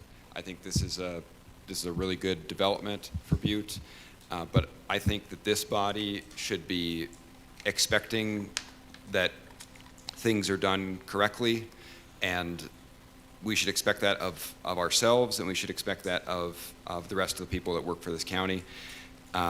In the future, I hope that this doesn't happen again, and I hope that our TED board or these targeted districts are paying attention, and that people are, if they want money from these districts, that they really are coming to the board ahead of time, getting the paperwork done right, and that this never comes to us again like this. So I'll be voting no. I hope that these folks understand that anybody who votes no on this is not against their project, just wanting things to be done correctly.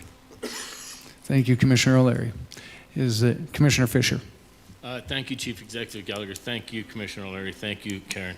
I'd just like to say, we always want to know what's going on. You know, this is after the thought, but we're finding out. They didn't have to bring this to us. You know, we asked for this stuff to come to us, and it came a little late, but it's better than never. There's a lot going on Harrison. There's going to be a lot of little twists and turns in this, but we're developing. I mean, we've got to start, following around a little bit and taking the information that we're given and using it more to our benefit rather than trying to find a reason to be, I wouldn't say negative because Commissioner O'Leary's not being negative, but this is a great project. I mean, it's done. It's up and running. I mean, let me tell you what, it's a tough buck out there in business right now. And $37,500 a year for 7 years, their taxes are going to be pretty darn high out there. I'll just tell you that. Thank you. Thank you, Commissioner Fisher. So we have a motion and a second. Is there anything else on the question? Could commissioners please vote?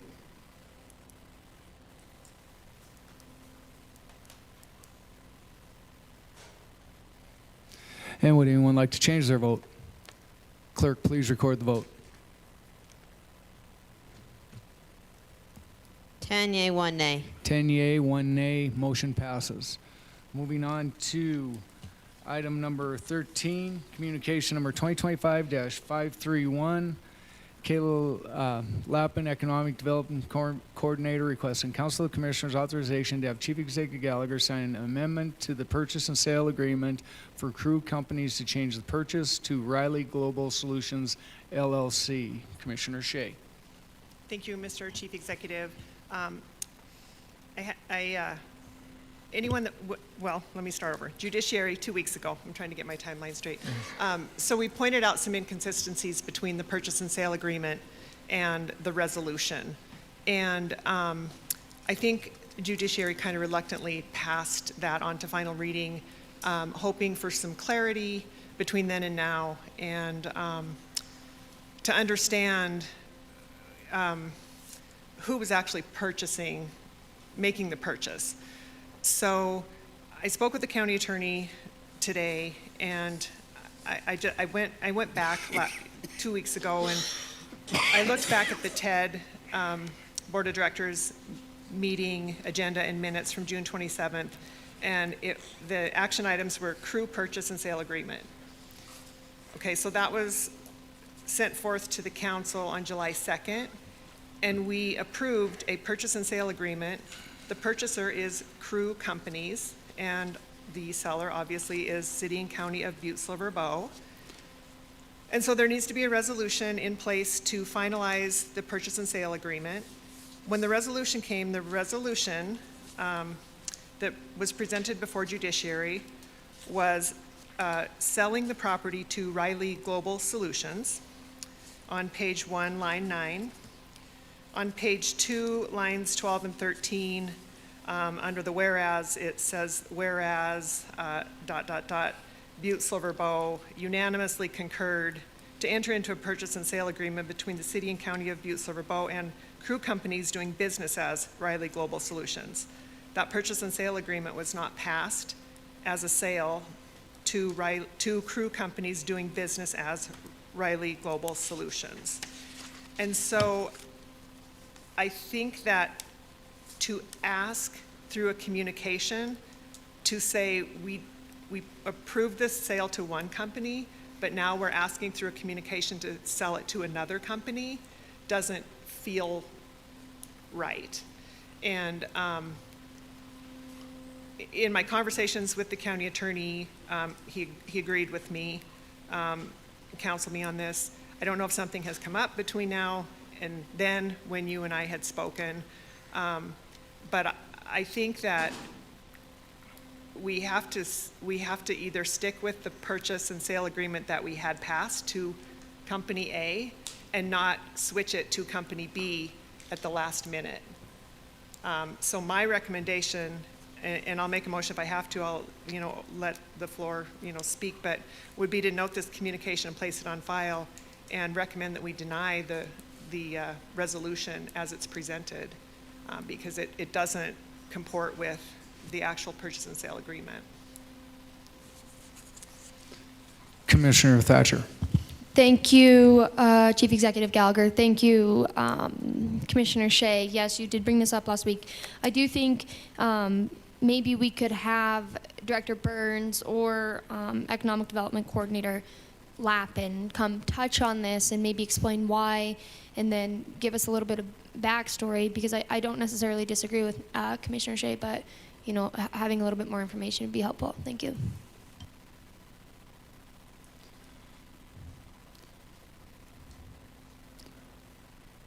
welcome Ms. Lappin and Director Burns. Yep, there we go. Thank you, Chief Executive Gallagher, Commissioner Shea, Commissioner Thatcher.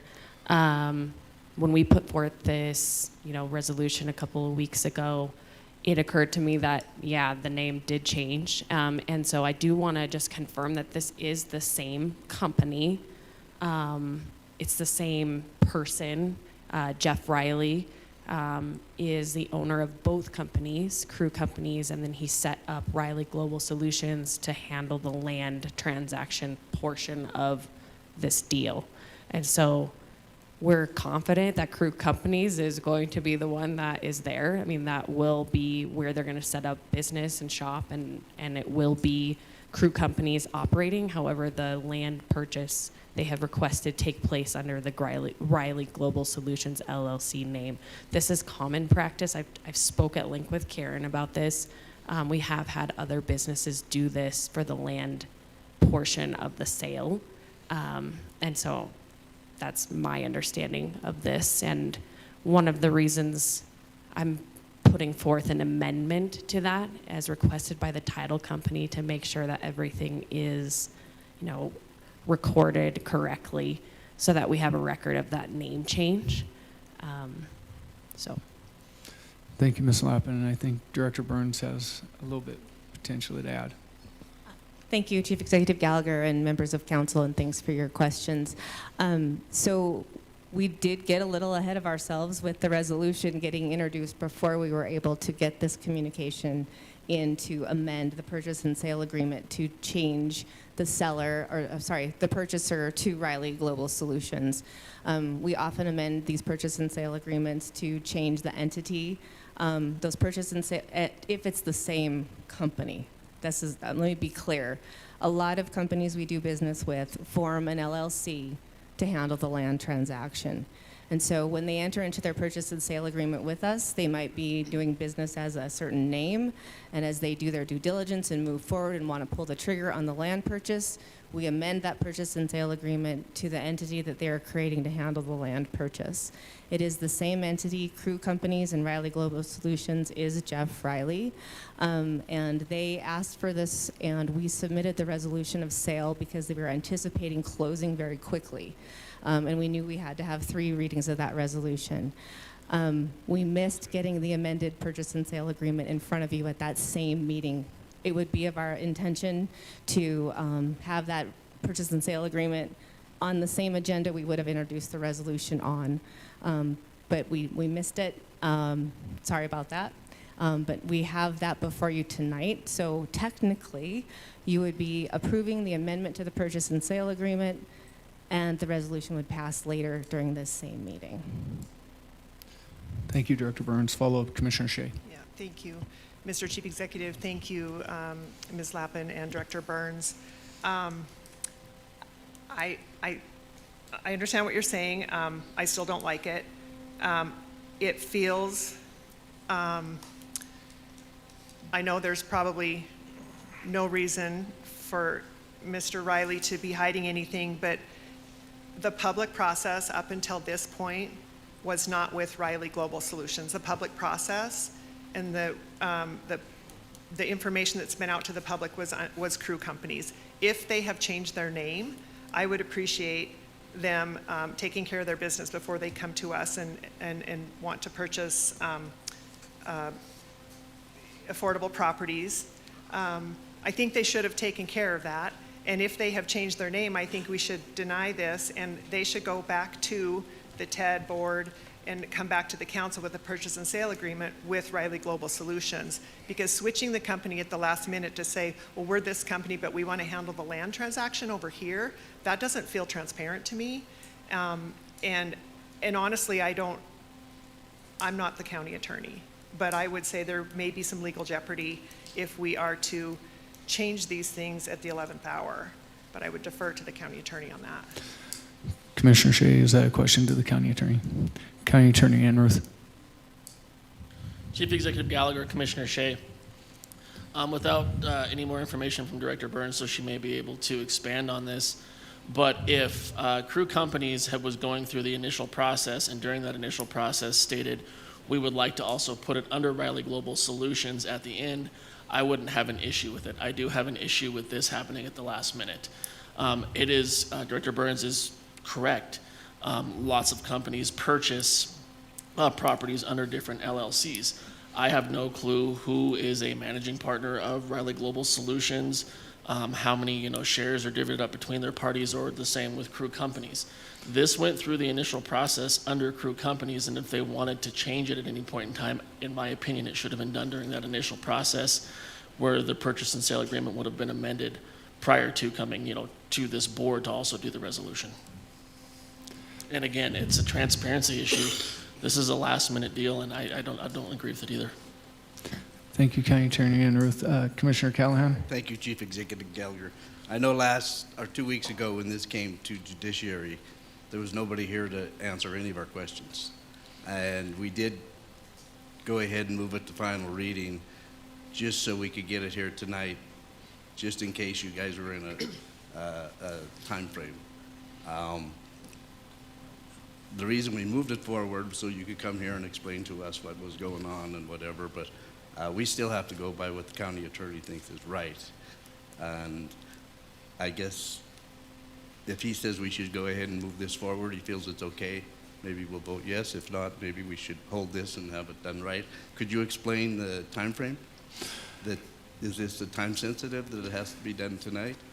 Commissioner Callahan, Director Burns, or... Thank you. We were discussing, I apologize, Commissioner Callahan, members of council, Chief Executive Gallagher. We do believe that they would like to schedule a closing as soon as possible, which we had counseled them could be as soon as tomorrow. Unfortunately, if we are incorrect in that and this body does not feel comfortable passing this, we will have to back that up, and we would bring you a brand new purchase and sale agreement. And not an amended one, which is what's before you tonight. Although I don't understand, I guess, what's the difference between a new purchase and sale agreement and an amended one that's before you tonight when it is the same entity. But we will do the pleasure of this body, obviously. It's up to you to decide what you feel would be the best way to go. They did make this request to us. We were trying to schedule closing, realized we had to pass a resolution of sale, realizing that takes 3 weeks. They would have rather closed, quicker than this already. But we understand. And I apologize. We were not here at Judiciary. I was at the Montana League of Cities conference, and I'm going to pull the new girl card. I don't mean professional woman. Kayla was brand new into position and didn't realize I needed to send her here either, so it's my fault as well. So that's what happened at Judiciary, so I apologize we weren't there to answer your questions. Thank you, Director Burns. Commissioner Fisher and then Commissioner Morgan. Thank you, Chief Executive Gallagher. Thank you, Karen. How much property and how much money are we talking? Commissioner Fisher, Director Burns, or Ms. Lappin? Excuse me. Thank you. Commissioner Fisher, Chief Executive Gallagher, members of council. Kayla is looking at the exact number of acres, but it is 2 parcels off of Sugarloaf Loop and Rick Jones Way. I believe it's parcels number 1 and number 3. The total is around, I'm thinking about 13 acres total, 13 to 16 possibly. And so it is, they are a large construction equipment firm. They do very, very large construction projects like bridges and very large steel structures. And they are looking for a unique location within this area so that they can they're located in California. They often have projects in Wyoming and other places. Jeff Riley, Tupola Butte card, is the brother of Bart Riley, the owner of Riley's Meats. And Jeff was talking with his brother about where he should expand and locate, and his brother said, you need to be here in Butte and in Montana Connections, and so that's how this project came about. And Kayla pulled up the subdivision, and it is 12.64 acres. Thank you, Director Burns. Follow-up, Commissioner Fisher. Thank you, Chief Executive Gallagher. And that's like 2,000 an acre, correct? Correct.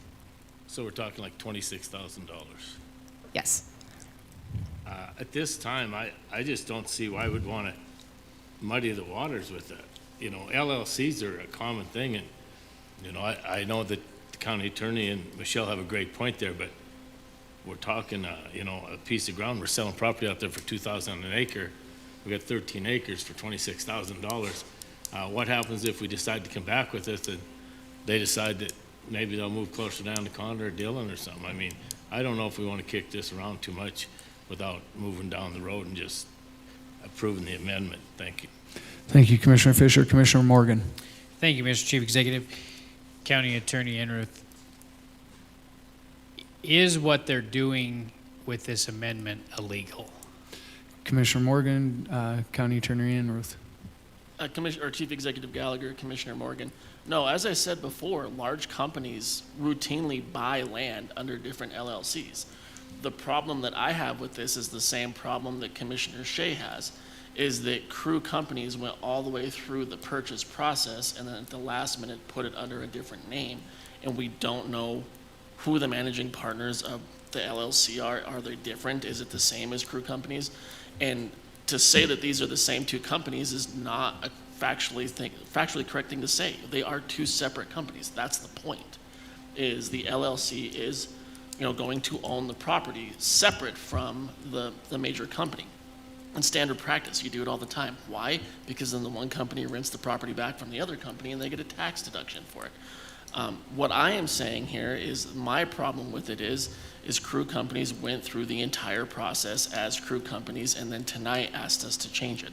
I'm not saying what they are doing is illegal. I am not saying what they are doing, like you said, that's the answer. It's not illegal, but it didn't go along with the process that Butte-Silver County has to sell these pieces of property. If they'd, you know, halfway through this said, also, by the way, it's going to be under Riley Global Solutions, that would have been dealt with through the initial process, not on third reading of a resolution at judiciary. That's my issue with it. Thank you. Follow-up, Commissioner Morgan. So a couple follow-up questions. One, if this body turns this resolution down, they could still continue forward under the crew name as is, right? Commissioner Morgan, County Attorney Enruth. Chief Executive Gallagher, Commissioner Morgan, yes. Follow-up, Commissioner Morgan. And then last question, if this body decides to hold this communication in abeyance and allow Ms. Burns to verify that the owning entity is the same, to bring that back, I mean, that would be an option if the commissioners would be more comfortable with knowing that person A owns Riley and person A owns crew. I mean, if that's the hang-up, right? Commissioner Morgan, County Attorney Enruth. Chief Executive Gallagher, Commissioner Morgan, that is also option. The third option is crew company buys it and they transfer it to the other LLC once they own it. Commissioner O'Neill.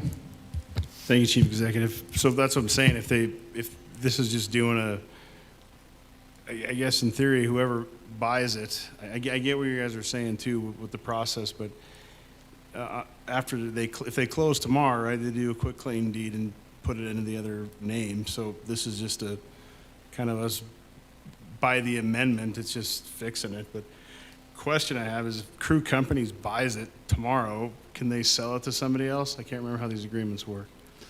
Commissioner O'Neill. They have a certain.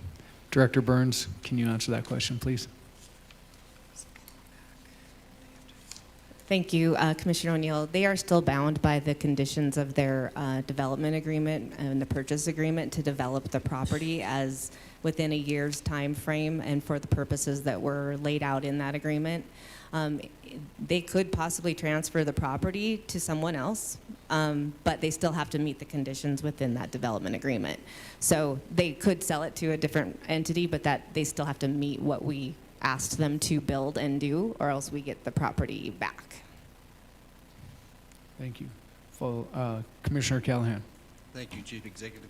I guess my question would be, if we deny this tonight and make them start the whole process over, it goes back to judiciary, we're talking a month or longer down the road.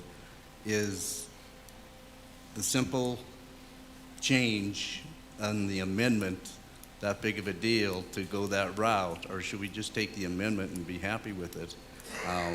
Like I said, 2 weeks ago, we put it through judiciary and moved it to the third reading just to get it back here tonight so we could discuss this. If anybody knows the Riley family, they're good people. They've been around for a long time. Riley Meats is still down on Park Street. I don't think we're dealing with people that are coming here to be shysters. I totally understand we should do things the proper way, but if it's an amendment and it does the same thing tonight that we would do to kick it down the road 6 weeks or more, are we solving anything by kicking it down the road? That would be my question. Thank you, Commissioner Callahan. Commissioner Thatcher. Thank you, Chief Executive Gallagher. You know, kind of to echo Commissioner Callahan's statements, we don't want to be the ones hindering development within our county or surrounding areas. And like, I understand what Commissioner Shea is saying. I understand what County Attorney Ann was saying, but if it is not illegal to do this, and if this is standard practice, whether we like it or not, and whether it feels good, there are things up here that haven't felt good to me before that have passed as well. You know, we don't want to be the ones that are hindering development. So we have to go back to Mr. Riley and say, oh, sorry, this is going to be another month and a half, 2 months. You know, sorry.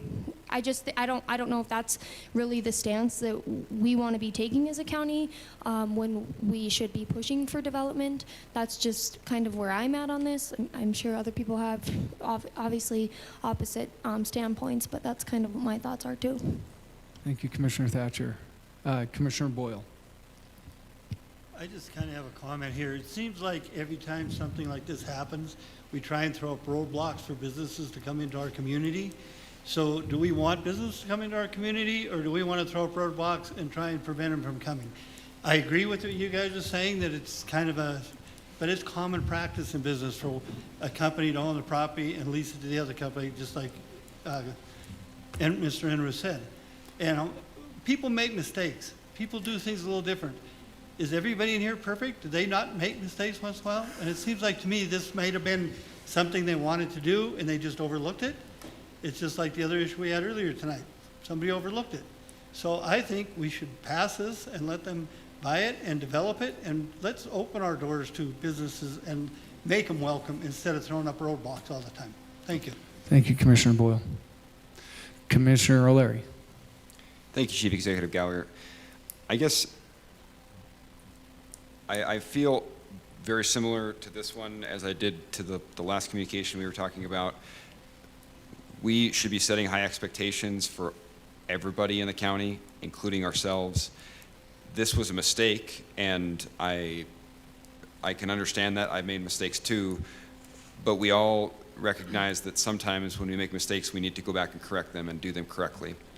And in this case, you know, to the point of the county attorney, we don't know what Riley Global Solutions ownership is, and the public never got an opportunity until this was put on the agenda as Riley Global Solutions to know, to go and look up who this organization is. We can trust, we can all decide that we want to just vote for this and trust that Riley Global Solutions is the same as crew companies.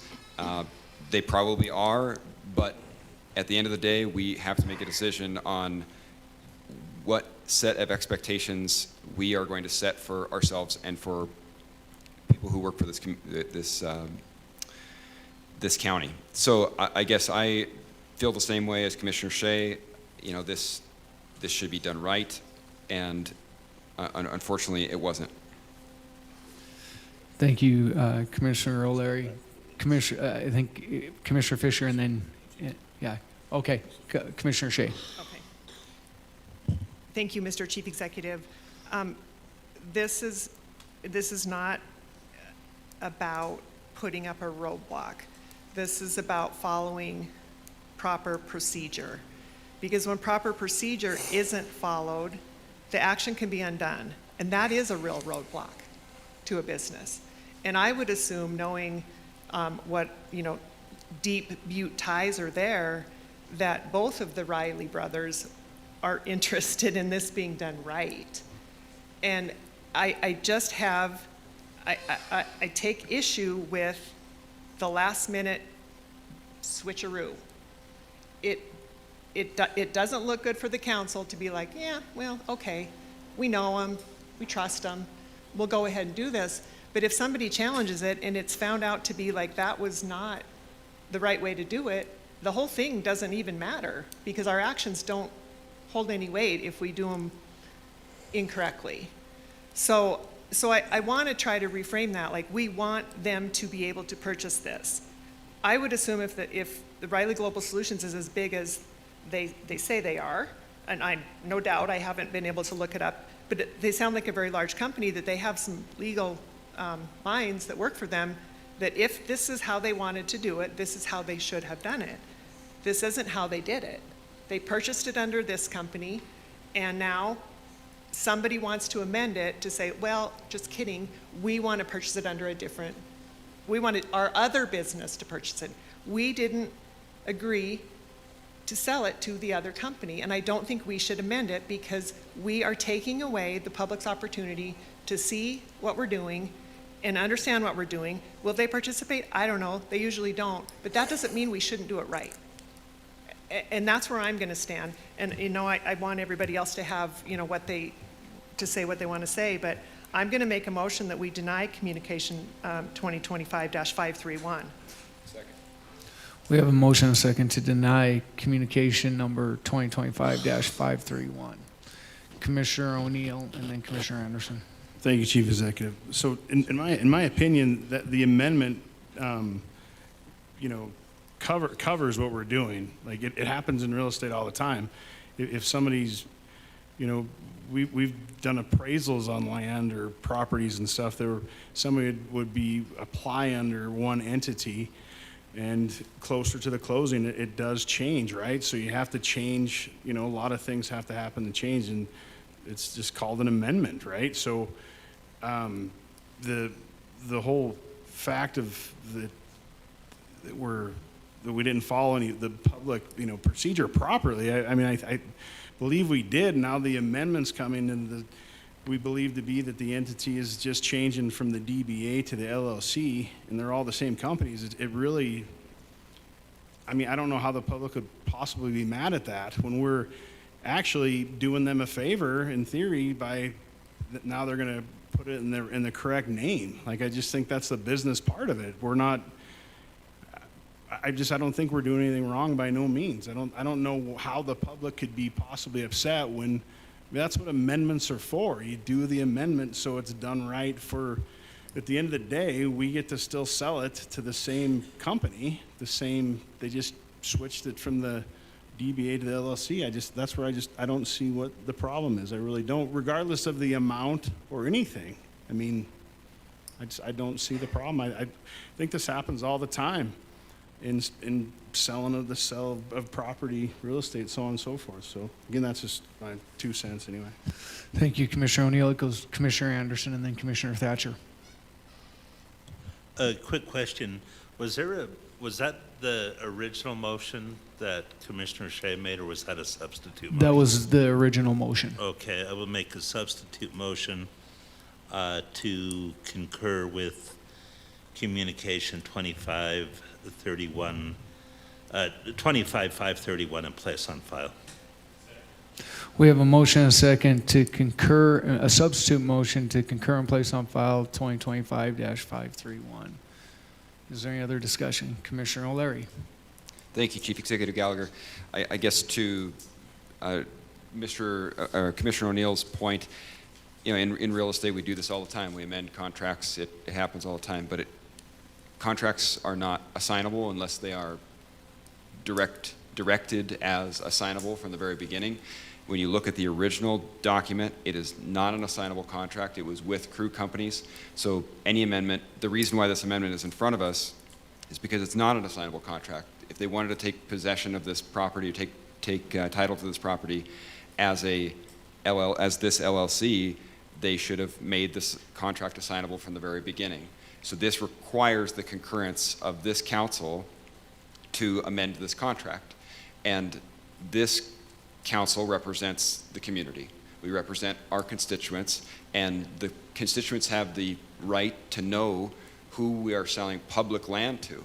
This was done at the last minute, and people didn't have the normal process, the normal time frame to vet this organization, this LLC. Again, I am not one to stand in front of development. I ran on the idea of continuing to develop that park out there. I think it's a great park, but I think we as a body have this obligation to do things correctly and for the benefit of the council. This is not, or for the community. This is not us. This is our constituents' land. It's not our land, it's the constituents' land. It's our obligation to do this correctly. And unfortunately, this didn't get done correctly. So we can amend it, and probably everything will be fine. But ultimately, at what point do we stop saying, oh, well, this time we'll let it fly, this time we'll let it fly? We do that a lot, and I don't think it's right for us to do that. I think it's appropriate for us to put our foot down and say, we need to do things right from the very beginning and have high expectations of ourselves and our staff. Thank you, Commissioner O'Leary. Commissioner Thatcher. Thank you, Chief Executive Gallagher. Me personally, I know my constituents want development, and they would appreciate the sale of land out at the port. Just really quick, depending on how this motion goes, quick clarification. I know you've stated this, but regardless of who this is under, they have to follow the development agreement that has already been approved by the council, correct? Commissioner Thatcher, Director Burns. Chief Executive Gallagher, Commissioner Thatcher, Member of Council, yes, that is correct. And I would just like to say one more time that we are trying to amend the agreement tonight so that we all are in line. Commissioner O'Leary is correct. This agreement was not assignable. That's why we're amending it. And we have that amendment before you tonight. So we are trying to follow procedure, and this is a public meeting and a public body. This is what we are trying to do, the right thing. Thank you. Thank you, Director Burns. Commissioner O'Neill. Thank you, Mr. Chief Executive. So with that being said, our constituents, we were voted in to do the right thing for Butte-Silver Bow. So by the amendment coming up to sell the property to them, how much time do we need? Like, say we done it at the last minute? Like, we're discussing it right now to make the decision, to make the proper decision for the public, and that's what we're voting to do. Like, so we pass this amendment tonight, I'm going to wake up tomorrow feeling I did the right thing. If somebody's mad at me, then I guess I'm up in 26. Like, somebody run, right? Like, that's if we put our big boy pants on the night and do the right thing right now and move it forward, we're successful. That's what we're here for. Thank you, Commissioner O'Neill. Commissioner Fisher. Thank you, Chief Executive Gallagher. We're here to sell a piece of property, so I'd like to call for the vote.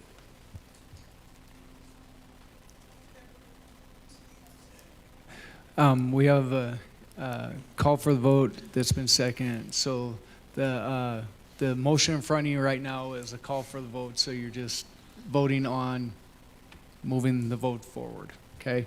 So could commissioners please vote?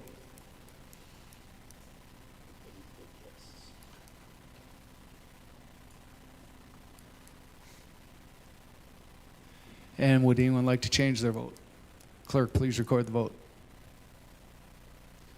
11 yeas, 0 nay. 11 yeas, 0 nay. Now we'll move to the motion that's in front of us, the substitute motion to concur and place on file communication number 2025-531. Could commissioners please vote?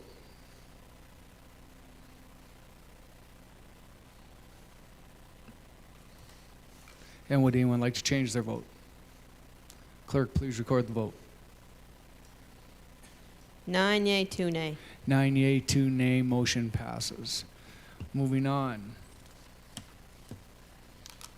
to item number 23, communication number 2025-542, Will O'Connor, Land Records Coordinator, requesting Council of Commissioners to deny Council Communication number 2024-460, a request from Steve Maloney to purchase a portion of a city-county-owned property portion of tax parcel number 0001892400. Commissioner Morgan. Thank you, Mr. Chief Executive. I segregated this communication because I received an email from Mr. O'Connor today stating that Mr. Maloney he is currently in Ireland trying to get back, but due to the government situation, he hasn't been able to change his flight to make tonight's meeting. So he asked that he has some comments that he would like to give us on this communication. And so I said I would segregate it and present it to the council to just hold this in the committee of the whole to allow him the opportunity to come up and speak on his own communication in that forum. So I would make a motion that we we hold communication 2025-542 in the committee of the whole. We have a motion and a second to hold communication number 2025-542 in the committee of the whole. Is there anything on the question? Commissioner Callahan. Thank you, Chief Executive. I also agree we should hold it, give him an opportunity to get here, and it's unfortunate he hasn't been able to make it. But I guess maybe Mr. O'Connor could come up and give us a reason why they suggested we deny this. Commissioner Callahan and Mr. O'Connor. Chief Executive Gallagher, Commissioners, or Commissioner Callahan, we denied this request because it's been accepted through this council multiple times and it hasn't gone through, and Mr. Maloney owned the building adjacent to this parking lot and he has sold the building since then, so he no longer owns the building, so the initial request has changed and he no longer owns any adjacent property next to. Follow-up, Commissioner Callahan. Thank you. I guess we were informed here a month or so ago that we've gotten rid of that adjacent property deal that was no longer effective. Commissioner Callahan, Mr. O'Connor. Yeah, that is correct that there's no adjacent land, but it's just a small piece in an alleyway that his initial request was for parking for his building on Montana. He no longer owns that building, so we're kind of just selling a building with no access on an alley next to our parking lot. That wouldn't serve anyone. Okay, thank you. Thank you. So we have a motion and a second to hold communication 2025-542 and hold in the committee of the whole. Could commissioners please vote?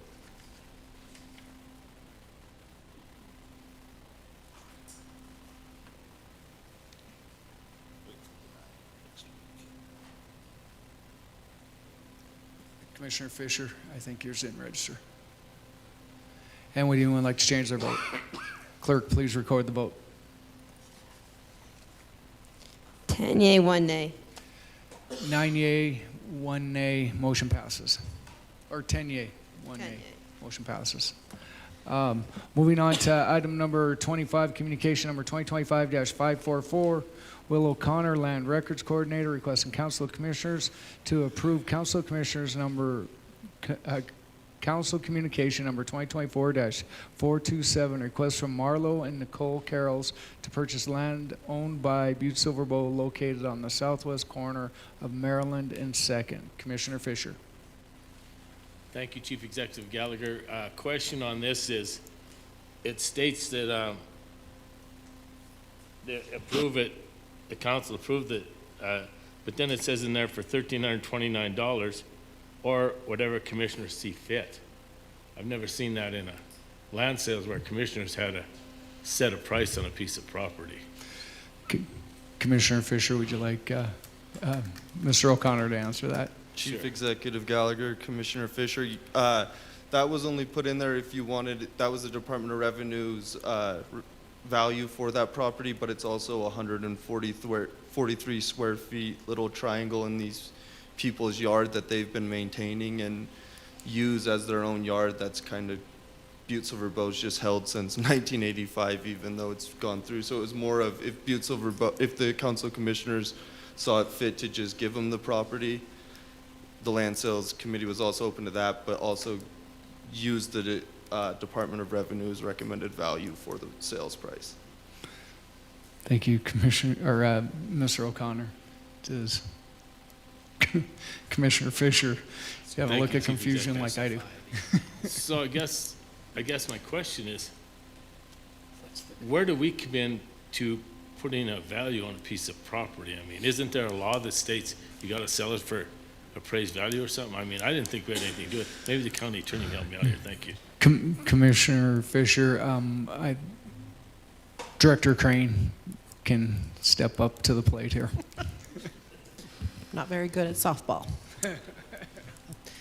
Chief Executive Gallagher, Commissioner Fisher, members of the council, under the land sales ordinance, which Butte-Silver Bow utilizes, it is to refer to the Montana Department of Revenue's assessed value, but it also leaves the option of flexibility available to the governing body if they want to adjust the price at their discretion.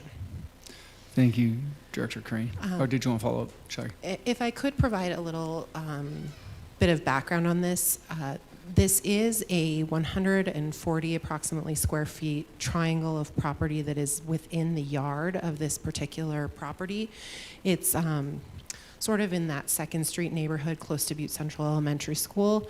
The property owners were under the impression that they owned this property, but during a boundary adjustment, it was identified as another property that was owned by Butte-Silver Bow.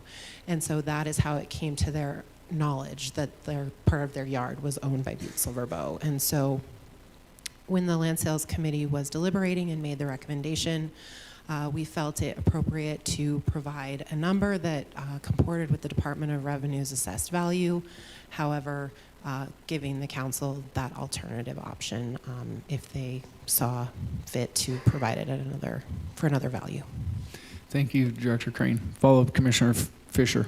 Thank you, Chief Executive. So if we concur and place on file tonight, does that mean we're selling for $1,329, or does that mean we set a value tonight of what we want to sell it for? I mean, this is where I'm confused. Commissioner Fisher, Director Crane. Chief Executive Gallagher, Commissioner Fisher, members of the council, if you were to concur and place on file, you would be agreeing to pay it for the recommended DOR assessed value. Thank you. Okay. Commissioner Fisher. Thank you, Chief Executive Gallagher. I will make a motion at this time that we concur and place on file communication 2025-544. We have a motion and a second to concur and place on file communication number 2025-544. Is there anything on the question? Commissioner Thatcher. Thank you, Chief Executive Gallagher. Commissioner Fisher, would you maybe amend your motion to also cross-reference it with what it says? Thank you. Thank you. Commissioner Fisher. Thank you, Chief Executive Gallagher. Thank you, Commissioner Thatcher. I'd like to cross-reference communication 2025-544 with communication 2025-427, concur and place on file. We have a amended motion to concur and place on file and cross-reference with 2025-427. Is there anything else on the question? Commissioner Morgan. Mr. Chief Executive, can I just ask for clarification? I apologize. Commissioner Fisher, you're talking about communication 2025-543? 544.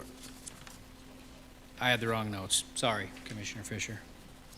I put the tick mark by the wrong number. Okay. So we're good. Okay. Anything else on the question? Could commissioners please vote?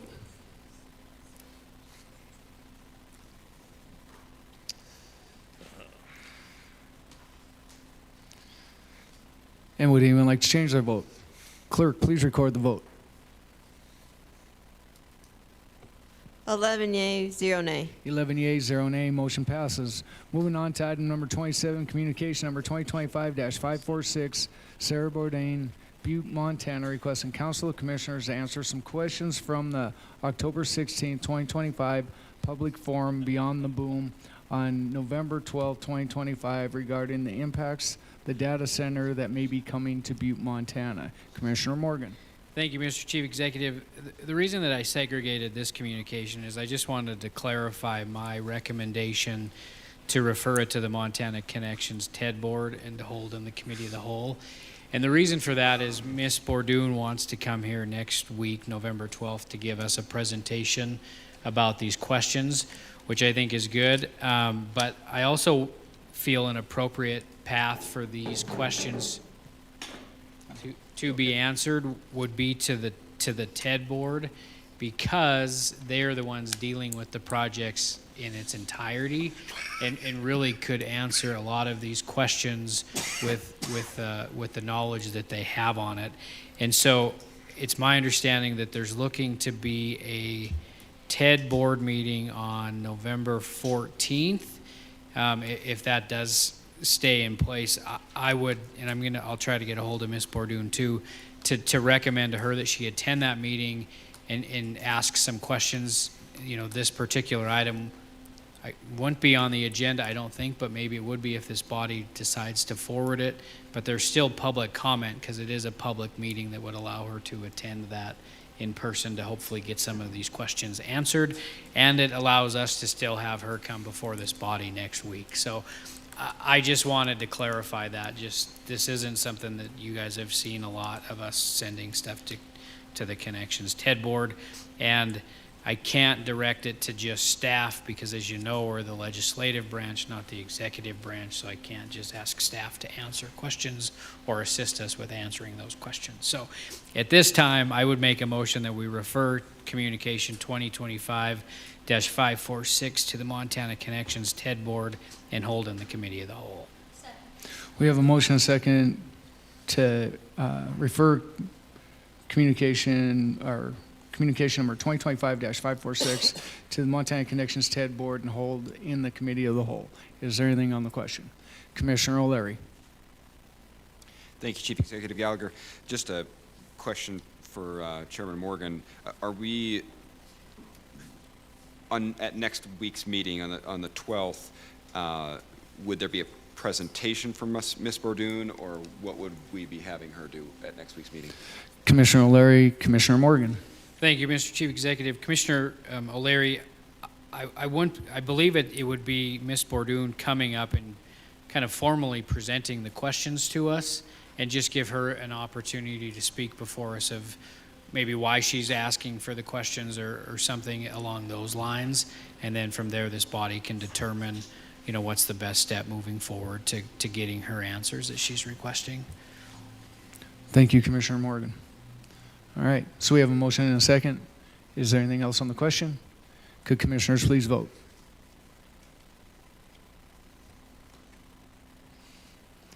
And would anyone like to change their vote? Clerk, please record the vote. 11 yeas, 0 nay. 11 yeas, 0 nay. Motion passes. Moving on to Section 4, Resolutions and Ordinances introduced to Judiciary. Please note that resolution. Section 5, Resolutions and Ordinances for final reading. We have added one on today's agenda as well, right? So we have two to be put on here. So we have, yes, Commissioner Morgan. Mr. Chief Executive, so we do have Section 5, which is a resolution for final reading, which will go through the normal procedure, but the resolution that we added to tonight's agenda would have to go through the emergency suspension of the rules. the That's rules. correct. So Thank you for that correction. Yeah, thank you. So Section 5, Resolution and Ordinances for final reading. We have one resolution number 2025-64. Clerk, please read the caption. A resolution authorizing approving the transfer of the real property described as Lot Number 1 of Montana Connections, Subdivision Plat 305-A, located in Section 25, Township 3 North, Range 9 West, Principal Meridian, within the City County of Butte-Silver, Montana, and Lot Number 3 of Montana Connections, Subdivision Plat 305-A, located in Section 25, Township 3 North, Range 9 West, Principal Meridian, within the City County of Butte-Silver, Montana, to Riley Global Solutions LLC in accordance with the provisions of the Butte-Silver Municipal Code and providing for an effective date herein. Commissioner Morgan. Thank you, Mr. Chief Executive. At this time, I move to place Council Resolution 2025-64 on final reading and passed, having been deemed fully read at length. We have a motion and a second placing resolution number 2025-64 on final reading. Is there anything on the question? Commissioner Shea. Thank you, Mr. Chief Executive. I would assume that because we amended the purchase and sale agreement, that should be reflected in the resolution. The resolution references a whereas on July 2nd that the council approved the purchase and sale agreement to Crew Companies doing business as Riley Global Solutions. We didn't actually do that. If we have approved an amendment, I believe that that should be referenced in the resolution somewhere. So if this transaction needs to be tracked, it can be properly tracked. Thank County you, Attorney. Commissioner Maybe a Shea. question for the County Attorney. County Attorney, can you answer that? Chief Executive Gallagher, Commissioner Shea, yes, Commissioner Shea is correct. Someone would need to make a motion to do an amendment to the resolution in and of itself for tonight's purposes, and then it can be voted on. So with that, would we be? Commissioner Shea. Thank you, Mr. Chief Executive. I would make a motion to amend page 2, line 12 and 13 to replace Crew Companies doing business as Riley Global Solutions LLC to simply Crew Companies. And I would follow that with another addition to that whereas, to add that whereas on 11/5/2025, Butte-Silver Council of Commissioners amended the purchase and sale agreement from Crew Companies to Riley Global Solutions. County Attorney Enruth, does that sound appropriate? Commissioner Shea, County Attorney Enruth. Chief Executive Gallagher, Commissioner Shea, that is correct. I do have one question, though, for Director Burns. Director Burns.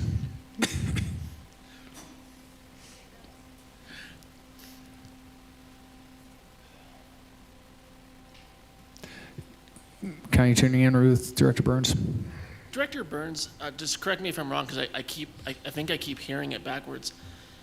Is it Riley Global Solutions doing business as Crew Companies, or Crew Companies doing business as Riley Global Solutions? Because that seems backwards to me. Usually it's an LLC doing business as something else.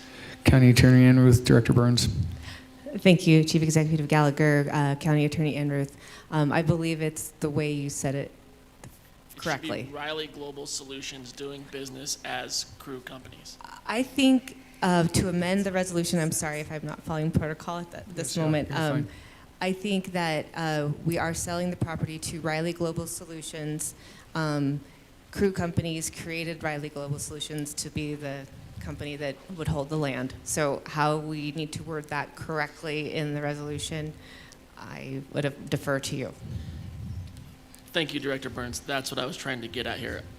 Chief Executive Gallagher, Commissioner Shea, I believe the resolution in and of itself should read that the property is being sold by Butte-Silver County. Originally, it was Butte-Silver County to Crew. It's getting late and I'm sick. I'm sorry. It is Crew what? Crew Companies. Crew Company. It should read as Crew Company, and then it is amended that Butte-Silver County, amended the purchase and sale agreement to sell it strictly to Riley Global Solutions, LLC. So the end of it should read that, it was amended on today's date and is being sold to Riley Global Solutions, LLC, not doing business as anybody. Okay. Thank you very much. So Commissioner Shea, would your motion be to as okay. No, it doesn't. It doesn't say that. Commissioner Shea. I'll restate my amendments to the resolution, so the resolution matches what the amendment to the purchase and sale agreement says. I would make a motion that we strike from page 2, lines 12, 13, and 14, and we replace that with between the City County of Butte-Silver and Crew Companies, period. Okay. I don't know if we would go to another whereas at that point, or if we would just continue to say, on November 5th, 2025, Butte-Silver Council of Commissioners amended the original purchase and sale agreement from Crew Companies to Riley Global Solutions, which outlines the responsibilities of each party. Second. Okay.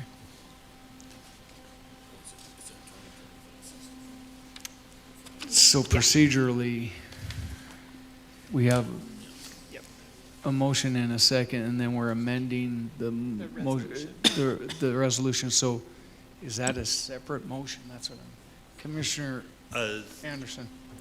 I gave I gave County Attorney Enruth a thing, so I think we can just make the motion as amended, I would believe, with County Attorney making the amendments that Commissioner Scher stated. So I think what we would need to do for the motion is just for Commissioner Morgan, when he makes that motion, to add the words as amended.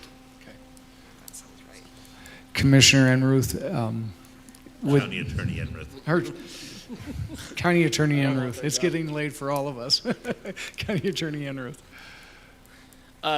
Chief Executive Gallagher, Commissioner Anderson, in Commissioner Morgan, just correct me if I'm wrong, I do believe that that would be correct. It is the motion on the floor is to amend the resolution as stated by Commissioner Shea, which we will do after today. So that is currently what is pending before the council. Commissioner Morgan. So, Mr. Chief Executive, at this time, I'd like to amend my motion to move Council Resolution 2025-64 and place on final reading have been fully read at length as amended. We have a motion and a second to place resolution number 2025-64 on final reading as amended. Is there anything on the question? Could Commissioner Callahan. Could Commissioner Morgan repeat that amendment, please? Just kidding. Not today. Would commissioners please vote?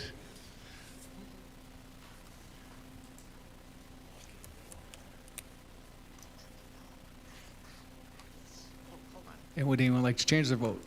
Clerk, please record the vote. 9 yea, 2 nay. 9 yea, 2 nay, motion passes. Now we'll move on to the emergency suspension of the rules on communication number 2025-67. Commissioner Morgan. Thank you, Mr. Chief Executive. I move for the suspension of the rules for the purpose of passing Council Resolution 25-67 by waiving subsection 7 of Rule 36 of the Rules and Order of the Council of Commissioners, thereby having it considered for advanced passage without reference to the Judiciary Committee. We have a motion and a second to suspend the rules for resolution number 2025-67. Could commissioners please vote?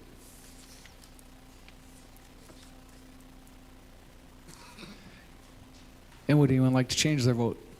Clerk, please record the vote.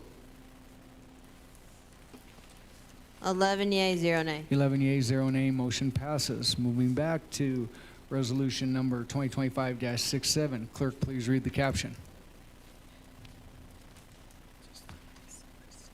Do you have it? Oh, Commissioner Morgan. Thank you, Mr. Chief Executive. Resolution number 2025-67 is a resolution authorizing and approving the appropriation of reserve funds to the City and County of Butte-Silver budget for fiscal year 2026 in the amount of $183,974, which is equivalent to 2 mills. So at this time, I would make a motion that we place, I'm not dying here. Council Resolution 25-67 on final reading and passed, having been deemed fully read at length.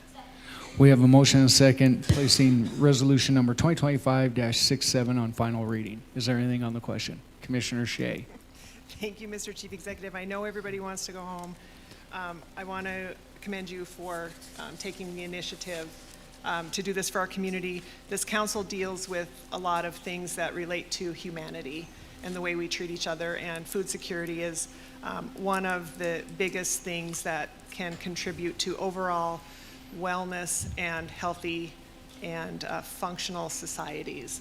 So I just wanted to just call that out and thank you for doing that, and thank my fellow commissioners. I'm sure that everybody is going to support this, and continue to ask the citizens of Butte to continue to rise up, support others who are unable to fully support themselves, and just do what Butte does best and take care of each other.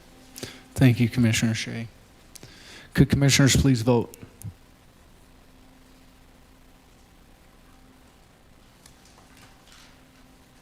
And would anyone like to change their vote? Clerk, please record the vote.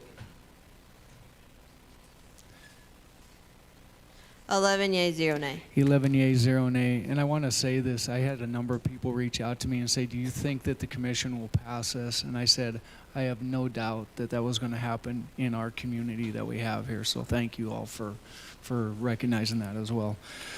Okay, moving on to the calendar and other meetings and events. Please note those dates and times. And then I would open up to any public comment on any item not on the agenda. Did anyone survive? Seeing none, I would take a motion to adjourn. All those in favor, signal by aye.